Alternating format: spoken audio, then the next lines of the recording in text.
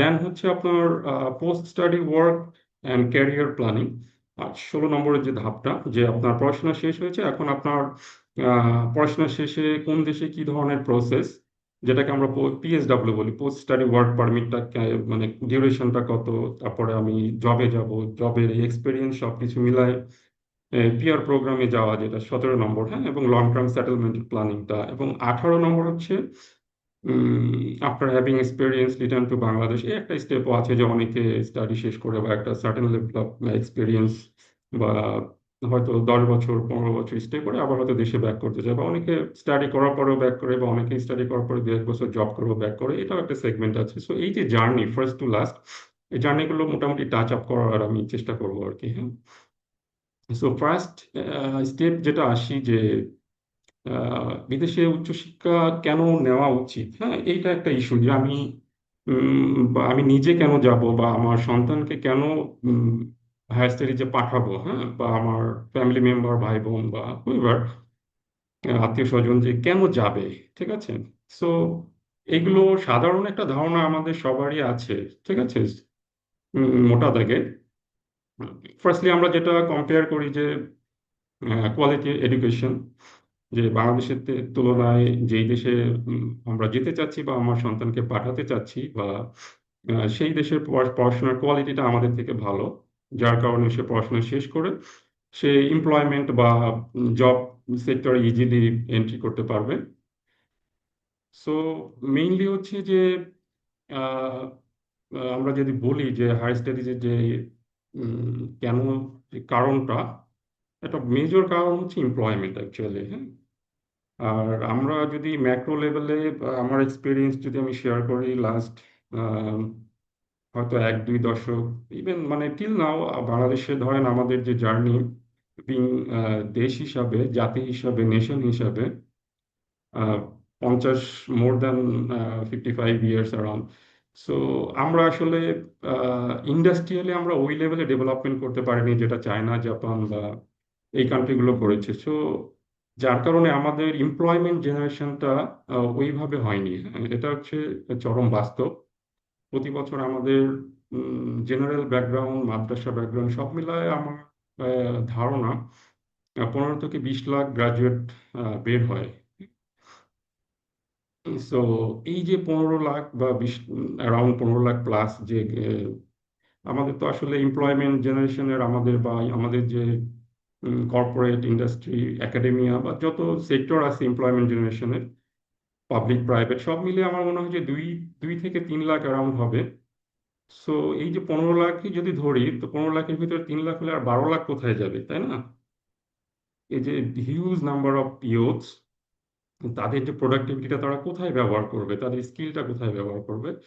So এইটা আমাদের মনে হয় কনসিডার করতে হবে, যেটাকে আমি থার্ড একটা যে পার্টটা আমি রাখছি, যে ব্রেন ড্রেন আর ব্রেন গেইন, হ্যাঁ। যেটা আপনারা যদি অবজার্ভ করেন, আমার অবজারভেশনে আমি যেটা দেখেছি ডিউরিং মাই অ্যাব্রড জার্নি, চায়নার ক্ষেত্রে যদি দেখি, জাপানের ক্ষেত্রে, ইভেন আমাদের পার্শ্ববর্তী ইন্ডিয়া, নেপালের ক্ষেত্রে, পাকিস্তানের ক্ষেত্রে, ঠিক আছে। So A lot of their stories, মানে আমরা ইভেন নেপালের ধারে কাছেও নাই, ঠিক আছে। আমরা এত জনসংখ্যার একটা দেশ, নেপালের স্টুডেন্ট ফ্লোটাও, মানে আউটবাউন্ড যে ফ্লোটাও আমাদের থেকে কয়েক গুণ বেশি, ঠিক আছে। এটার একটা বড় কারণ কিন্তু আনএমপ্লয়মেন্টের যে পার্টটা, বা এমপ্লয়মেন্ট জেনারেশনের যে গ্যাপটা আছে ওই দেশের ইকোনমিতে, ঠিক আছে। সো আমাদেরকে অবশ্যই, মানে অনেক, আমি রেসপেক্ট, আমি অনেক পলিসি মেকারই হয়তো সাজেস্ট করে যে আমাদের স্টুডেন্টরা বাইরে গেলে তারা আর আসে না, ঠিক আছে, একটা ব্রেন ড্রেন হয়ে যায়।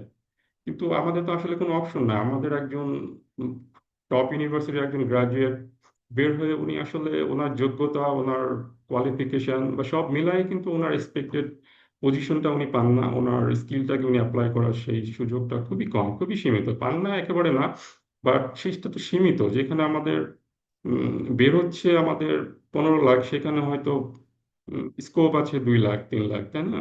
সো বাকি সবাই কোথায় যাবে? সবাই তো কোয়ালিফাইড।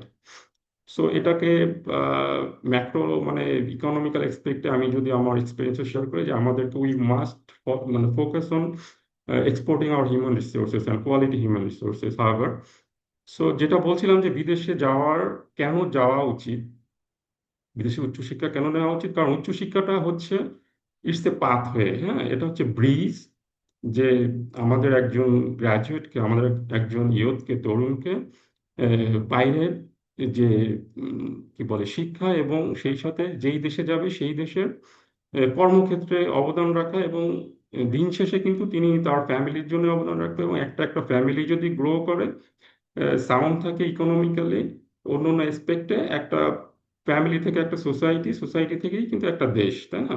সো আলটিমেটলি আমাদের মনে হয় এসপেক্টটা মানে চিন্তা করা উচিত in terms of both sides, মানে আমরা কমন বা জেনারেল পিপল, পাবলিক থেকে, আমাদের এসপেক্ট থেকে শুরু করে পলিসি মেকার বা যারা আছেন, সবাইকে এই বিষয়টা আমার মনে হয় রিথিঙ্ক করা উচিত, হাউ টু আমাদের ইয়ুথকে কিভাবে ডেভেলপ করে to explore the human resources, ঠিক আছে, এবং quality and educated skilled human resources. তারপর আমরা নেক্সট স্লাইডে যাই। সো নেক্সট স্লাইডটা হচ্ছে যে, এটা আমি একটু ক্লিয়ার করে দিতে যাচ্ছিলাম, এই জন্য প্রথমে রাখছি যে উচ্চশিক্ষার সুবিধা কি, ঠিক আছে। আমরা তো ফার্স্টলি আমি যেটা বললাম যে মেইন ঘোরায় ফেরায় যেটা টার্গেট, এমপ্লয়মেন্ট জেনারেশন, ভালো ক্যারিয়ার বিল্ড আপ করা, দেন মেবি গ্রাজুয়ালি পিআরে যাওয়া, পার্মানেন্ট রেসিডেন্ট হওয়া, সিটিজেনশিপ অ্যাভেল করা ওই দেশে।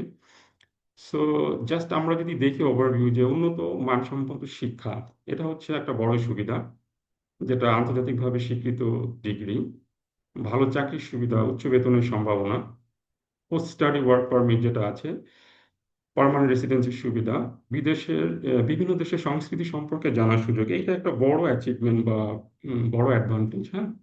আহ, মানে ডিগ্রির সাথে সাথে বা ওখানে এই যে সারা বিশ্বের মানে শত শত কান্ট্রির, দেশের সংস্কৃতির, ধর্মের মানুষ সম্পর্কে যে জানা, তাদের লাইফস্টাইল, তাদের কান্ট্রি, অনেক কিছু, মানে এটা বলে শেষ করা যাবে না। এটা একটা বড় অ্যাডভান্টেজ, যেটা হয়তো আমরা শুধু দেশে পড়াশোনা করে, দেশে পড়াশোনা করে হয়তো আমরা আমাদের দেশের ভিতরে যে ডাইভার্সিটি আছে, বিভিন্ন জেলা ভিত্তিক, তাই না, হয়তো ডিভিশন ভিত্তিক, চিটং বা সিলেট বা উম, রাজশাহী, তাই না, এই যে আমাদেরও যে কালচারাল ডাইভার্সিটি আছে, আমরা তো সেইটা জানতে পারি। তো যখন আমরা গ্লোবাল বা বৈশ্বিক লেভেলে যাব, তখন কিন্তু আমরা প্রত্যেকটা দেশের এই যে ডাইভার্সিটি, সেটার সাথে আমরা পরিচিত হতে পারবো। এটা মানে লাইফ লং একটা এক্সপিরিয়েন্স, যেটা আহ, মানে বলে শেষ করা যাবে না। দেন আমি যদি আসি যে ইন্টারন্যাশনাল নেটওয়ার্কে, এটা আরেকটা ইনভ্যালুয়েবল, মানে উম, কি বলবো, অ্যাচিভমেন্ট অথবা সুযোগ, যে সারা বিশ্বের মানুষের সাথে আপনার যে ক্লাসমেট হবে, আপনার যারা আপনার কলিগ হবে, আপনার সাথে একসাথে কাজ করবেন, বা বিভিন্নভাবে মানুষের সাথে আপনার নেটওয়ার্ক হবে, পরিচয় হবে, এই যে মানুষের সাথে তারা উম, মানে প্রফেশনাল থেকে শুরু করে ডিফারেন্ট লেভেল, ইভেন মানে আহ, কি বলে, বড় বড় সরকারি কর্মকর্তা থেকে শুরু করে different kind of professional level, সব সারা দেশের যেই উম, মানুষের সাথে আপনার একটা পরিচয় হবে, এটা মানে লাইফ লং একটা অর্জন আর কি। দেন হচ্ছে ভাষাগত দক্ষতা, হ্যাঁ, বিশেষ করে আপনি যেই ভাষার দেশে যাবেন, ইংরেজি ভাষাভাষী দেশে যদি যান, তাহলে ইংরেজিটা আপনার অনেক ইমপ্রুভ করবে, ফ্লুয়েন্ট হবে। ফ্রেঞ্চ হলে ফ্রেঞ্চ, স্প্যানিশ ভাষাভাষী Spanish, Arabic, Chinese, Japanese, Korean. So যেই দেশে আপনি যান, সেই দেশের মানে মানুষ, সংস্কৃতি, ভাষা, এইগুলো কিন্তু আপনি আয়ত্ত করে ফেলবেন, এবং ওই দেশের সাথে আপনার সারা জীবনের একটা ইন্টারাকশন তৈরি হবে। ওই দেশের সাথে সংশ্লিষ্ট যত অপরচুনিটি আছে, সেগুলো আপনি খুব সহজে গ্রাব করতে পারবেন, ইন টার্মস অফ আপনার নিজের এবং নেক্সট জেনারেশনের জন্য একটা ব্রিজ হয়ে যাবে, হ্যাঁ। দেন হচ্ছে সেলফ ইন্ডিপেন্ডেন্স, এটা স্বাভাবিক, ফিনান্সিয়াল ইন্ডিপেন্ডেন্স হলে সেটা সেলফ ইন্ডিপেন্ডেন্সের দিকে যাবে। ক্রিটিক্যাল থিঙ্কিং, প্রবলেম সলভিং স্কিলগুলো ডেভেলপ করবে, কারণ আমরা বাংলাদেশে হয়তো একভাবে চিন্তা করি, যখন একটা মাল্টিকালচারাল দেশে যাব, সেখানে আবার আমাদের চিন্তার ডাইভার্স মানে বৈচিত্র্যতা আসবে, ডাইভার্সিফিকেশন আসবে, এবং অনেক চিন্তাকে আমরা হয়তো এখানে একসেপ্ট না করলে অনেকভাবে সেটাকে আমরা আন্ডারস্ট্যান্ড করতে পারবো, বুঝতে পারবো। দেন রিসার্চ এবং ইনোভেশন, যারা উম, মানে সিরিয়াস স্টুডেন্ট, হ্যাঁ, ওনারা যারা খুব স্টাডিয়াস স্টুডেন্ট, রিসার্চ ফোকাসড স্টুডেন্ট, ওনাদের জন্য এটা গ্রেট অপরচুনিটি, যেটা হয়তো আমাদের দেশে স্টিল না। আমরা রিসার্চ বেসড, আমাদের খুব সীমিত সংখ্যক হয়তো আমাদের ইউনিভার্সিটি বা ডিপার্টমেন্ট আছে যেগুলো গবেষণা ভিত্তিক। বাকি কিন্তু সবই আমাদের মোটা দাগে আমাদের বিশ্ববিদ্যালয়গুলো হচ্ছে টিচিং ইউনিভার্সিটি বলা যায়। সো যারা রিসার্চ এবং ইনোভেশন, নতুন নতুন আবিষ্কারের যাদের সেই উম, ক্ষুধা আছে, ওনাদের জন্য এটা ইমেন্স অপরচুনিটি। হ্যাঁ, তারপরে পার্ট টাইম জব, এটা regular part of the lifestyle আর লাইফ। পার্সোনাল গ্রোথ, দেন হচ্ছে গ্লোবাল ক্যারিয়ার মাইন্ডসেট তৈরি হয়। মোটামুটি এই, হয়তো আরো সেগমেন্ট আছে। সো মোটামুটি এই সেগমেন্টগুলো হচ্ছে অ্যাডভান্টেজ। সো চলেন এখন মানে চ্যালেঞ্জ সমূহ দেখি বা ডিসঅ্যাডভান্টেজ গুলো দেখি। সো বিদেশে পড়াশোনার ক্ষেত্রে দুইটা বিষয় আছে, একটা হচ্ছে সেলফ ফান্ডেড আর একটা হচ্ছে ফুল স্কলারশিপ। সো আপনি যদি সেলফ ফান্ডে যান তাহলে ডেফিনেটলি আপনার একটা কান্ট্রি অনুযায়ী আপনার একটা বাজেট আপনাকে নিতে হবে। আর আপনি যদি ফুল স্কলারশিপে যান সেই ক্ষেত্রে আপনার মানে টিউশন ফি এবং লিভিং এক্সপেন্স, এবং অনেক স্কলারশিপ আছে যেগুলোতে আপনাকে মান্থলি একটা অ্যালাউন্স দিবে, যেখানে আপনার সব আহ, আহ, খরচ কাভার আপ হবে।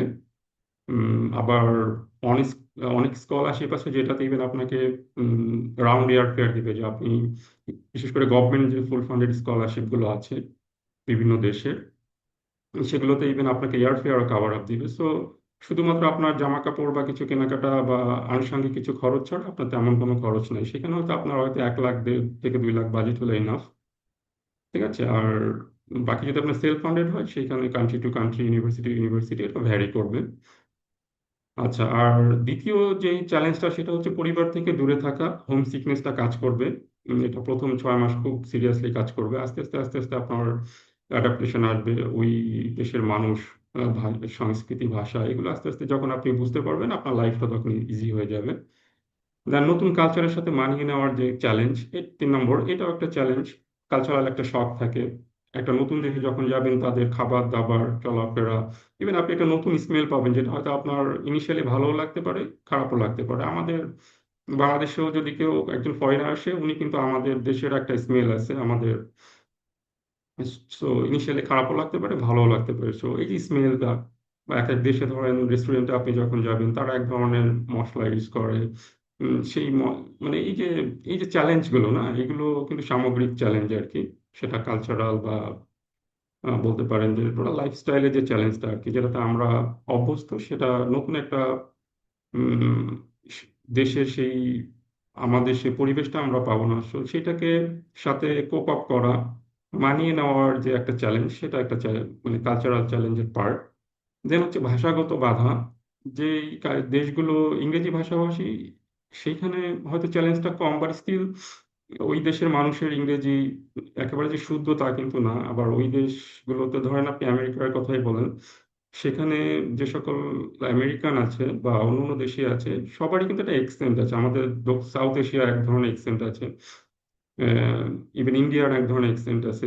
তো মানে ইংরেজির ভিতরে ধরেন আফ্রিকান কান্ট্রিগুলোরও কিন্তু ইংরেজিই বলছে কিন্তু আরেক ধরনের এক্সেন্ট। সো ইভেন ধরেন আপনার একজন প্রফেসর হয়তো উম, মানে আফ্রিকান কন্টিনেন্টের কোনো একটা কান্ট্রি, ধরেন হয়তো ইথিওপিয়ান। সো ওনার ওনার এক্সেন্টটাও কিন্তু ইথিওপিয়ান ল্যাঙ্গুয়েজের সাথে অ্যাকোমোডেট করে ইংলিশের একটা এক্সেন্ট ওনার থেকে পাবেন। সো ওইটাকে ক্যাচ আপ করা ইন ক্লাসে, হ্যাঁ, এটাও কিন্তু একটা চ্যালেঞ্জ। কিন্তু সব জায়গায় একদম পিওর ইংলিশ পাবেন সেটা না। আর ইংরেজি ভাষা ছাড়া অন্য অন্য যে ভাষা, যে দেশগুলো আছে, সেইখানে কিন্তু ওই দেশের ভাষা আপনি যদি আগে শিখে যান কিছুটা, তো সেক্ষেত্রে আপনি হয়তো কিছুটা হলেও ধরতে পারবেন, বাট স্টিল যাওয়ার পরে কিন্তু আপনার এই চ্যালেঞ্জগুলো ফেস করতে হবে। দেন হচ্ছে ভাষাগত যে চ্যালেঞ্জটা। 5 নম্বর হচ্ছে আপনার কঠিন একাডেমিক সিস্টেম, একাডেমিক প্রেশারের একটা বিষয় আছে, স্টাডি প্রেশারের বিষয় আছে, যেটা স্বাভাবিক। আমাদের দেশের পড়াশোনার যে স্টাইল বা যে সিস্টেম, সেটা ডেফিনেটলি আপনি যেই দেশে যাবেন সেটা একই হবে না। ঠিক আছে, পার্থক্য পাবেন। সো ওইটার সাথে কোপ আপ করা। দেন পার্ট টাইম জবের বিষয়টা আছে সার্ভাইভ করার জন্য।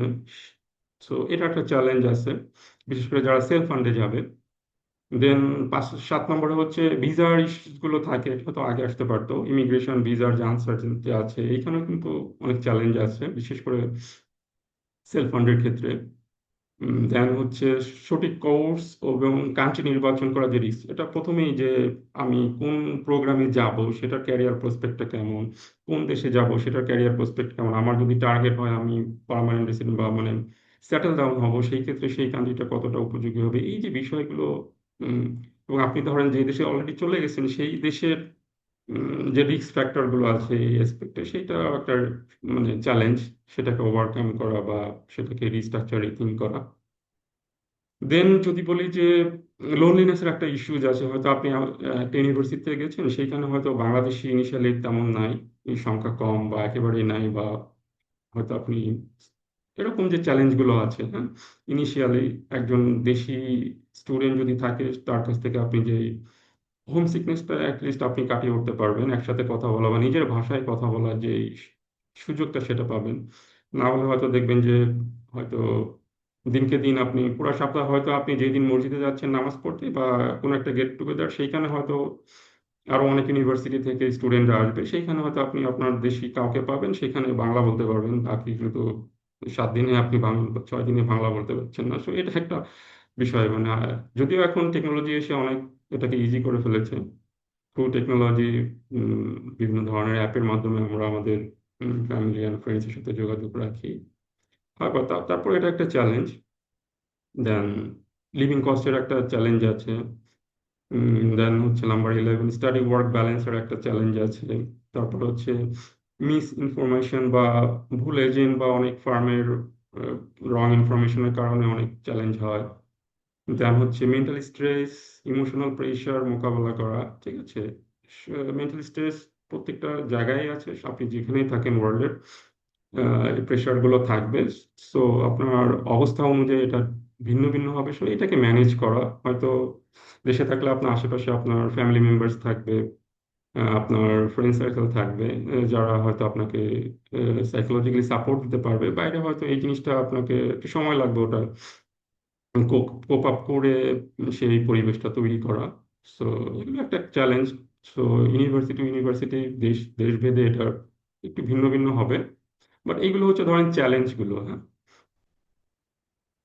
সো আমরা নেক্সট স্লাইডে যাই। সো পরের যে স্লাইডটা, এটা তো হচ্ছে বাংলাদেশি শিক্ষার্থীদের জন্য বিশ্বব্যাপী উচ্চশিক্ষার যে ডেস্টিনেশন বা গন্তব্য সমূহ, হ্যাঁ। সো এইখানে ডেস্টিনেশনটা হবে এই যে আমরা এর আগে যেই বিষয়গুলো আলোচনা করলাম, কনসিডার করলাম, যে আপনার উদ্দেশ্যটা কি, আপনার উদ্দেশ্য কি পড়াশোনা, মেইনলি পড়াশোনার উপরে ক্যারিয়ার করা, আই মিন ধরেন আপনি, আমি যেটা বলি যে মোটা দাগে, যে ধরেন আপনার ক্যারিয়ার প্ল্যানটা কি, আপনার ক্যারিয়ার প্ল্যান কি, আপনি একাডেমিয়াতে আসবেন, মানে রিসার্চ এবং একাডেমিয়া এটাতে আসবেন, নাকি আপনি ইন্ডাস্ট্রিতে যাবেন। মানে মোটা দাগে আমরা যদি ভাগ করি ক্যারিয়ারের লাইফে, তাহলে দুইটা ভাগ, একটা হচ্ছে একাডেমিয়া, একটা হচ্ছে ইন্ডাস্ট্রি, ঠিক আছে। সো একাডেমিয়া মিনস হচ্ছে আপনি একজন ফ্যাকাল্টি হবেন, গবেষক হবেন। তো সেই ক্ষেত্রে ডেফিনেটলি আপনাকে ওই লেভেলের পড়াশোনার মানসিকতা থাকতে হবে, মাইন্ডসেট থাকতে হবে। সো আপনার যদি প্রিভিয়াস সে মাইন্ডসেটটা থাকে, বা আপনি কারেন্টলি প্ল্যান করছেন, আপনার হয়তো সিজিপিএটা ভালো বা একটা সার্টেন লেভেলে আছে, এবং বিশেষ করে আপনার গবেষণার মাইন্ডসেট আছে একাডেমিয়া, তো সেই ক্ষেত্রে আপনি আপনার ওইভাবে ওটার উপরে বেস করে আপনি যে ক্যারিয়ার করবেন, সেইভাবে আপনি আপনার country, university, I mean country বলতে আমি বোঝাচ্ছি রিজিয়নটা আপনি চুজ করবেন, আইদার কি আপনি নর্থ আমেরিকাতে যাবেন বা টার্গেট করবেন, মিনস কানাডা, ইউএসএ, নাকি আপনি অস্ট্রেলিয়া, নিউজিল্যান্ডে টার্গেট করবেন, নাকি আপনি এশিয়ান কোনো কান্ট্রিকে টার্গেট করবেন, either could be China, Japan, South Korea, Singapore, Thailand, Malaysia, ঠিক আছে। নাকি আপনি ইউরোপের কোনো কান্ট্রিকে চুজ করবেন। সো এটা আপনার এই যে কম্পিটেন্সি গুলো কথাগুলো বলছি, এগুলোর উপরে আপনার ডিপেন্ড করবে, ঠিক আছে। সো গ্লোবাল যে ডেস্টিনেশন গুলো আছে, যেটা আমি বললাম যে নর্থ আমেরিকাতে, যেখানে নর্থ আমেরিকাতে যদি আপনি আপনার টার্গেটটা পিকস আপ করেন, এবং সেখানে পড়াশোনার পরে পিআর, পার্মানেন্ট রেসিডেন্ট হওয়া, সিটিজেনশিপ হওয়া, এটার পাথওয়েটা খুবই, বলবো যে দেয়ার হ্যাভ দ্য স্কোপস, হ্যাঁ। এবং আমি বলবো না যে খুবই, আমি স্মুথ বলতে চাচ্ছিলাম, কম্পারেটিভলি হয়তো ঠিক স্মুথ না, আবার এটা ইজ নট টাফ। আপনি যদি প্রপারলি একটা প্রসেসের ভিতর দিয়ে যান, কানাডাতে আপনি যদি পড়াশোনা করেন, পড়াশোনার পরে আপনি পিএসডাব্লিউ, যেটা পোস্ট স্টাডি ওয়ার্ক পারমিট পাবেন 2 বা 3 বছরের, অ্যাকর্ডিং টু আপনার ডিগ্রি, মানে আন্ডার গ্র্যাড, মাস্টার্স, পিএইচডি এই অনুযায়ী। সো পিএসডাব্লিউ বা পোস্ট গ্রাজুয়েট ওয়ার্ক পারমিটের পরে হচ্ছে আপনি ওই ডিউরিং দ্যাট প্রসিডিউরে ওনাদের যে পিআর প্রোগ্রামগুলো আছে সেই পিআর প্রোগ্রামের রিকোয়ারমেন্টস অনুযায়ী আপনি আপনার ডকুমেন্টেশন প্রিপারেশন করবেন, সাবমিট করবেন, দেন ওয়েট ফর দ্য রেজাল্ট। ঠিক আছে? ডিউরিং দ্য প্রসিডিউরে আপনি আপনার হয়তো জব করছেন বা আপনি আপনার যে স্ট্যাটাসটা মেনটেন করে আছেন, লিগাল স্ট্যাটাস। সো আমেরিকাতেও দ্য সেম। আপনি মানে একাডেমিক বা ইন্ডাস্ট্রি যেই ক্যারিয়ারটাই চুজ করেন, আফটার স্টাডি আপনি পিএইচডাব্লিউ, যেটা আমেরিকাতে এটাকে বলা হয় ওপিটি। ঠিক আছে? সো আপনি ওপিটিতে যাবেন, দেন হচ্ছে আপনি আপনার রিলেটেড সাবজেক্ট, এটা কন্ডিশন আছে, এসটিএম হলে বা সায়েন্স টেকনোলজি ইঞ্জিনিয়ারিং ম্যানেজমেন্ট হলে ওই রিলেটেড যে আপনার জব আছে সেটাতে আপনি ইয়ে করবেন, অ্যাপিল করবেন। এটার জন্য আপনাকে একটা সার্টেন পিরিয়ড অফ টাইম দেওয়া হবে। প্রত্যেকটা লেভেলের জন্য, মানে আন্ডারগ্রেডের জন্য ধরেন একটা টাইম পিরিয়ড দেওয়া হবে, মাস্টার্সের জন্য একটা, পিএইচডির জন্য একটা, আবার সাবজেক্ট ওয়াইজও এটা কম বেশি হয়। সো ওই টাইম ফ্রেমের ভিতরে আপনি জব, প্রফেশনাল জব অ্যাভেল করবেন। দেন ওটার জন্য যেই পিআর পাথ হয়ে যাচ্ছে বা গ্রিন কার্ডের পাথ হয়ে যাচ্ছে, সেই পাথ হয়ে যে আপনি ডকুমেন্টেশন প্রিপেয়ার করবেন এবং সাবমিট করবেন। হয়তো H1B, যেটা প্রফেশনাল, আই মিন ইন্ডাস্ট্রি ট্র্যাকে। তারপরে হচ্ছে একাডেমিয়া ট্র্যাকে আপনার অনেকগুলো পাথ হয়ে যাচ্ছে। ঠিক আছে? ন্যাশনাল ইন্টারেস্ট ওয়েভার, NIW যেটা আছে। ঠিক আছে? EB1, EB2, EB3 আছে। আরো অনেক টাইপের এন্টারপ্রেনার রিলেটেড অনেকগুলো প্রোগ্রাম আছে পিআর বা সিটিজেনশিপের। সো এরকম কান্ট্রি টু কান্ট্রি এই যে ডেস্টিনেশন চুজ করার ক্ষেত্রে আপনার যে প্ল্যানিংটা, ক্যারিয়ার প্ল্যানিংটার উপরে বেস করে কিন্তু আপনি এই কান্ট্রি ডেস্টিনেশন গুলো চুজ করবেন। ঠিক আছে? সো ইউরোপের ক্ষেত্রে ধরেন আপনার ইউকে আছে, আহ, তারপরে আপনার অনেক কান্ট্রি, ইউরোপ অনেকগুলো কান্ট্রির একটা মানে মহাদেশ। সো এখানে এক একটা দেশের এক এক ধরনের পিআর প্রোগ্রাম আছে, আই মিন পার্মানেন্ট রেসিডেন্স, বা আমরা যেটাকে সাধারণ ভাষায় গ্রিন কার্ড বলি। সো আপনি যখন পিআর প্রোগ্রামটা অ্যাভেল করবেন, ওই প্রোগ্রামে যাবেন পড়াশোনা শেষে, তারপরে ওই প্রোগ্রামে আপনি সার্টেন পিরিয়ড থাকার পরে ওই স্ট্যাটাসে দেন আপনি হচ্ছে সিটিজেনশিপের জন্য অ্যাপ্লাই করতে পারবেন। সেটা মানে স্টাডির পরে হয়তো 3 বছর, কোথাও 5 বছর, কোথাও ইভেন 10 ইয়ার্সও আছে। সো এটা একটা প্রসিডিওর, মানে আপনি যেই দেশেই যান, আপনি যদি প্রপারলি পড়াশোনাটা করেন, পড়াশোনার পরে আপনি জবে ল্যান্ড করেন, দেন ওই স্ট্যাটাসে সার্টেন পিরিয়ড থাকার পরে আপনি পিআর এর জন্য অ্যাপ্লাই করছেন, পিআর এর পরে আপনি citizenship, it's a pathway and it's step by step process. আপনাকে ধৈর্য ধরে প্রপার ওয়েতে, লিগ্যাল ওয়েতে আপনাকে আগাতে হবে এবং ইনশাল্লাহ প্রত্যেকটা জার্নি আপনি অ্যাভেল করতে পারবেন। এটার জন্য অনেক ধৈর্য দরকার। যেমন হায়ার স্টাডিজের জন্য আমি সবসময় বলি যে হায়ার স্টাডিজে উচ্চশিক্ষার যে প্রিপারেশন, এটা মোটামুটি 6 মাস থেকে 1 বছরের একটা জার্নি। আবার এই যে পার্মানেন্ট রেসিডেন্ট থেকে সিটিজেনশিপ, এটা কিন্তু আপনার মোটামুটি 3 থেকে 5 বছর বা 10 বছরের একটা জার্নি। ঠিক আছে? সো এটা আপনাকে মাথায় রাখতে হবে আপনি যখন হায়ার স্টাডিজের যে জার্নিটা আপনি মানে চিন্তা করবেন যে সেই দেশে সেটেল হওয়া, বা সেই দেশ বলতে বিদেশে সেটেল হওয়া। সো এই জার্নিটা আপনার মাথায় নিতে হবে যে এটা হচ্ছে 5 থেকে 10 বছরের একটা জার্নি টু অ্যাভেল দ্য ওই দেশে সিটিজেনশিপ। ঠিক আছে? আর এটা ছাড়াও যে ডেস্টিনেশন গুলোর কথা বললাম, এটা ছাড়াও যে আরো অনেকগুলো ডেস্টিনেশন আছে, যেমন এখানে মিডল ইস্ট আছে আপনার, China, Japan, South Korea, Singapore, Thailand, Malaysia, এই কান্ট্রিগুলো আছে। হ্যাঁ? সো এই কান্ট্রিগুলো যদিও অতটা পিআর ফ্রেন্ডলি না, আই মিন বা সিটিজেনশিপ ফ্রেন্ডলি না, বা স্টিল কিন্তু জাপানে আপনি পিআর পাচ্ছেন। ঠিক আছে? সিঙ্গাপুরে পাচ্ছেন, চায়নাতে পাচ্ছেন, সাউথ কোরিয়াতে পাচ্ছেন। ঠিক আছে? So there have a lot of মানে ওয়েজ। ঠিক আছে? এই পিআর, যদি সিটিজেনশিপটা একটু চ্যালেঞ্জিং, বাট পিআরটা আপনি অ্যাভেল করতে পারবেন। ইভেন মিডল ইস্টে আপনার হচ্ছে সৌদি আরবিয়া, তারপরে ইউনাইটেড আরব আমিরাটস, এই কান্ট্রিগুলোতে কিন্তু আপনি পিআর পাবেন। ঠিক আছে? আপনি যদি প্রফেশনাল হন, আইদার একাডেমিয়া আর ইন্ডাস্ট্রি যেই ট্র্যাকেই যান, আপনি পিআর অ্যাভেল করতে পারবেন, লং টার্ম আপনি স্টে করতে পারবেন। অথবা এই কান্ট্রিগুলো আপনার জন্য হতে পারে, ট্রানজিশন কান্ট্রি হতে পারে। ধরেন আপনি মাস্টার্স একটা প্রোগ্রাম আপনি এই এশিয়ান কোনো ডেস্টিনেশনে করলেন, দেন হচ্ছে ওখান থেকে আপনি মোটামুটি ভালো একটা একাডেমিক প্রোফাইল নিয়ে আপনি ফার্দার একটা মাস্টার্স প্রোগ্রামে অথবা ফার্দার একটা পিএইচডি প্রোগ্রামে আপনি আপনার নেক্সট ডেস্টিনেশনে আপনি চলে গেলেন, এবং এটা জার্নিটা আপনি যদি প্রপার স্টাডিটা কন্টিনিউ করেন, ইটস ইটস নট দ্যাট মানে ইম্পসিবল। এবং আমি বলবো যে যথেষ্ট স্মুথ একটা জার্নি, বাট এই জার্নিটা একটা ধৈর্যের লেগে থাকার জার্নি, ঠিক আছে? সো মোটামুটি হচ্ছে যে গ্লোবালি আমরা যদি এটাকে কনক্লুড বা সামারাইজ করি, উম, যে গন্তব্য বা ডেস্টিনেশন গুলো North America, Australia, New Zealand, then UK and Europe, এবং আপনার হচ্ছে এশিয়ান কান্ট্রিগুলো, ঠিক আছে? তো লেটস আমরা নেক্সট স্লাইডে যাই। নেক্সট স্লাইডে আমি স্লাইডগুলো আসলে অত ডেসক্রিপটিভ না রেখে আমি কিছুটা কোশ্চেন আনসার টাইপের রাখছি, যেটা হয়তো আমাদের প্রোগ্রামের শেষেও কোশ্চেন আনসারের ইয়ে থাকবে, বাট আমার মনে হয় যে কোশ্চেন আনসারের ভিতর দিয়ে আমরা অনেক বিষয়গুলো মানে পরিষ্কার হতে পারবো আমাদের ধারণাটা। বাট এটা এছাড়াও আমি যদি কোনো পার্ট কভার না করি, আপনারা নোট ডাউন করে রাখেন, সেটা আপনার কোশ্চেন আকারে থ্রো করেন ইনবক্সে অথবা ওভার ভয়েস। সো ফার্স্ট যেটা স্টাডি অ্যাব্রড পাথ হয়েছে, যেটা প্রশ্ন বা যে বিষয়গুলো থাকে, যে আমার জন্য বেস্ট প্রোগ্রামটা কোনটা, লেভেলটা ফাউন্ডেশন, ব্যাচেলার্স, মাস্টার্স অথবা পিএইচডি। সো আপনি ধরেন, আসলে হায়ার স্টাডিজে আমরা হয়তো অনেকে এই বিষয়টা, আমাদের ধারণাটা ক্লিয়ার না। আপনি কিন্তু এসএসসি কমপ্লিট করার পরে আপনি হায়ার স্টাডিজে যেতে পারেন, অনেক কান্ট্রি আছে। এসএসসি পরে যেটা আপনি যেতে পারেন, আপনি ডিপ্লোমা প্রোগ্রামে যেতে পারেন, ফাউন্ডেশন প্রোগ্রাম, মানে ফাউন্ডেশন লিড টু ব্যাচেলার্স, ঠিক আছে, diploma lead to bachelors, but even diploma করে আপনি ক্যারিয়ারে যেতে পারেন, ঠিক আছে? সো ফাউন্ডেশন প্রোগ্রাম ধরেন এসএসসি, মানে এই এই ট্র্যাকটা কারা যেতে পারে? মোস্টলি হচ্ছে সেলফ ফান্ড যারা আছেন, মানে ফ্যামিলির, তার স্টুডেন্টের যে এক্সপেন্সটা হবে, যে ব্যয়টা হবে, সেটা বহন করার মতো ক্যাপাসিটি আছে, সেই ক্ষেত্রে ওনারা এটা নিতে পারেন। যদিও এই ক্ষেত্রে কিছু চ্যালেঞ্জ আছে, স্টুডেন্টের বয়স কম থাকে।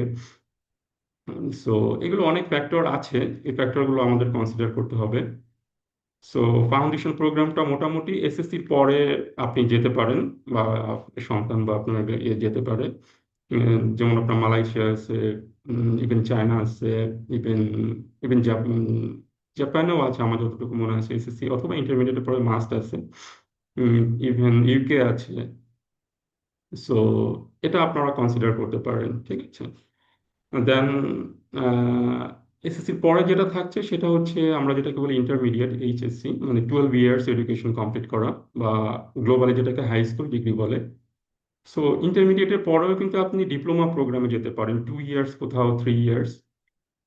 আবার আপনি আন্ডার তো যেতেই পারছেন, 12 ইয়ার্স এর পরে বা ইন্টারমিডিয়েটের পরে, যে কোনো দেশে যে কোনো ইউনিভার্সিটিতে আপনি আন্ডার জন্য এলিজিবল। বাট আপনি যদি মনে করেন যে না, আপনি 4 বছর আন্ডারগ্রেড না করে 2 ইয়ার্স বা 3 ইয়ার্সে ডিপ্লোমা করে আপনি ক্যারিয়ারে সুইচ করবেন, এই ডিপ্লোমা এবং 2 বা 3 ইয়ার্স যে ডিপ্লোমা প্রোগ্রামগুলো, এগুলো খুবই ইন্টেন্স এবং ইন্ডাস্ট্রি ওরিয়েন্টেড হয়। সো এগুলো according to your journey you can, আপনারা প্ল্যান করতে পারেন।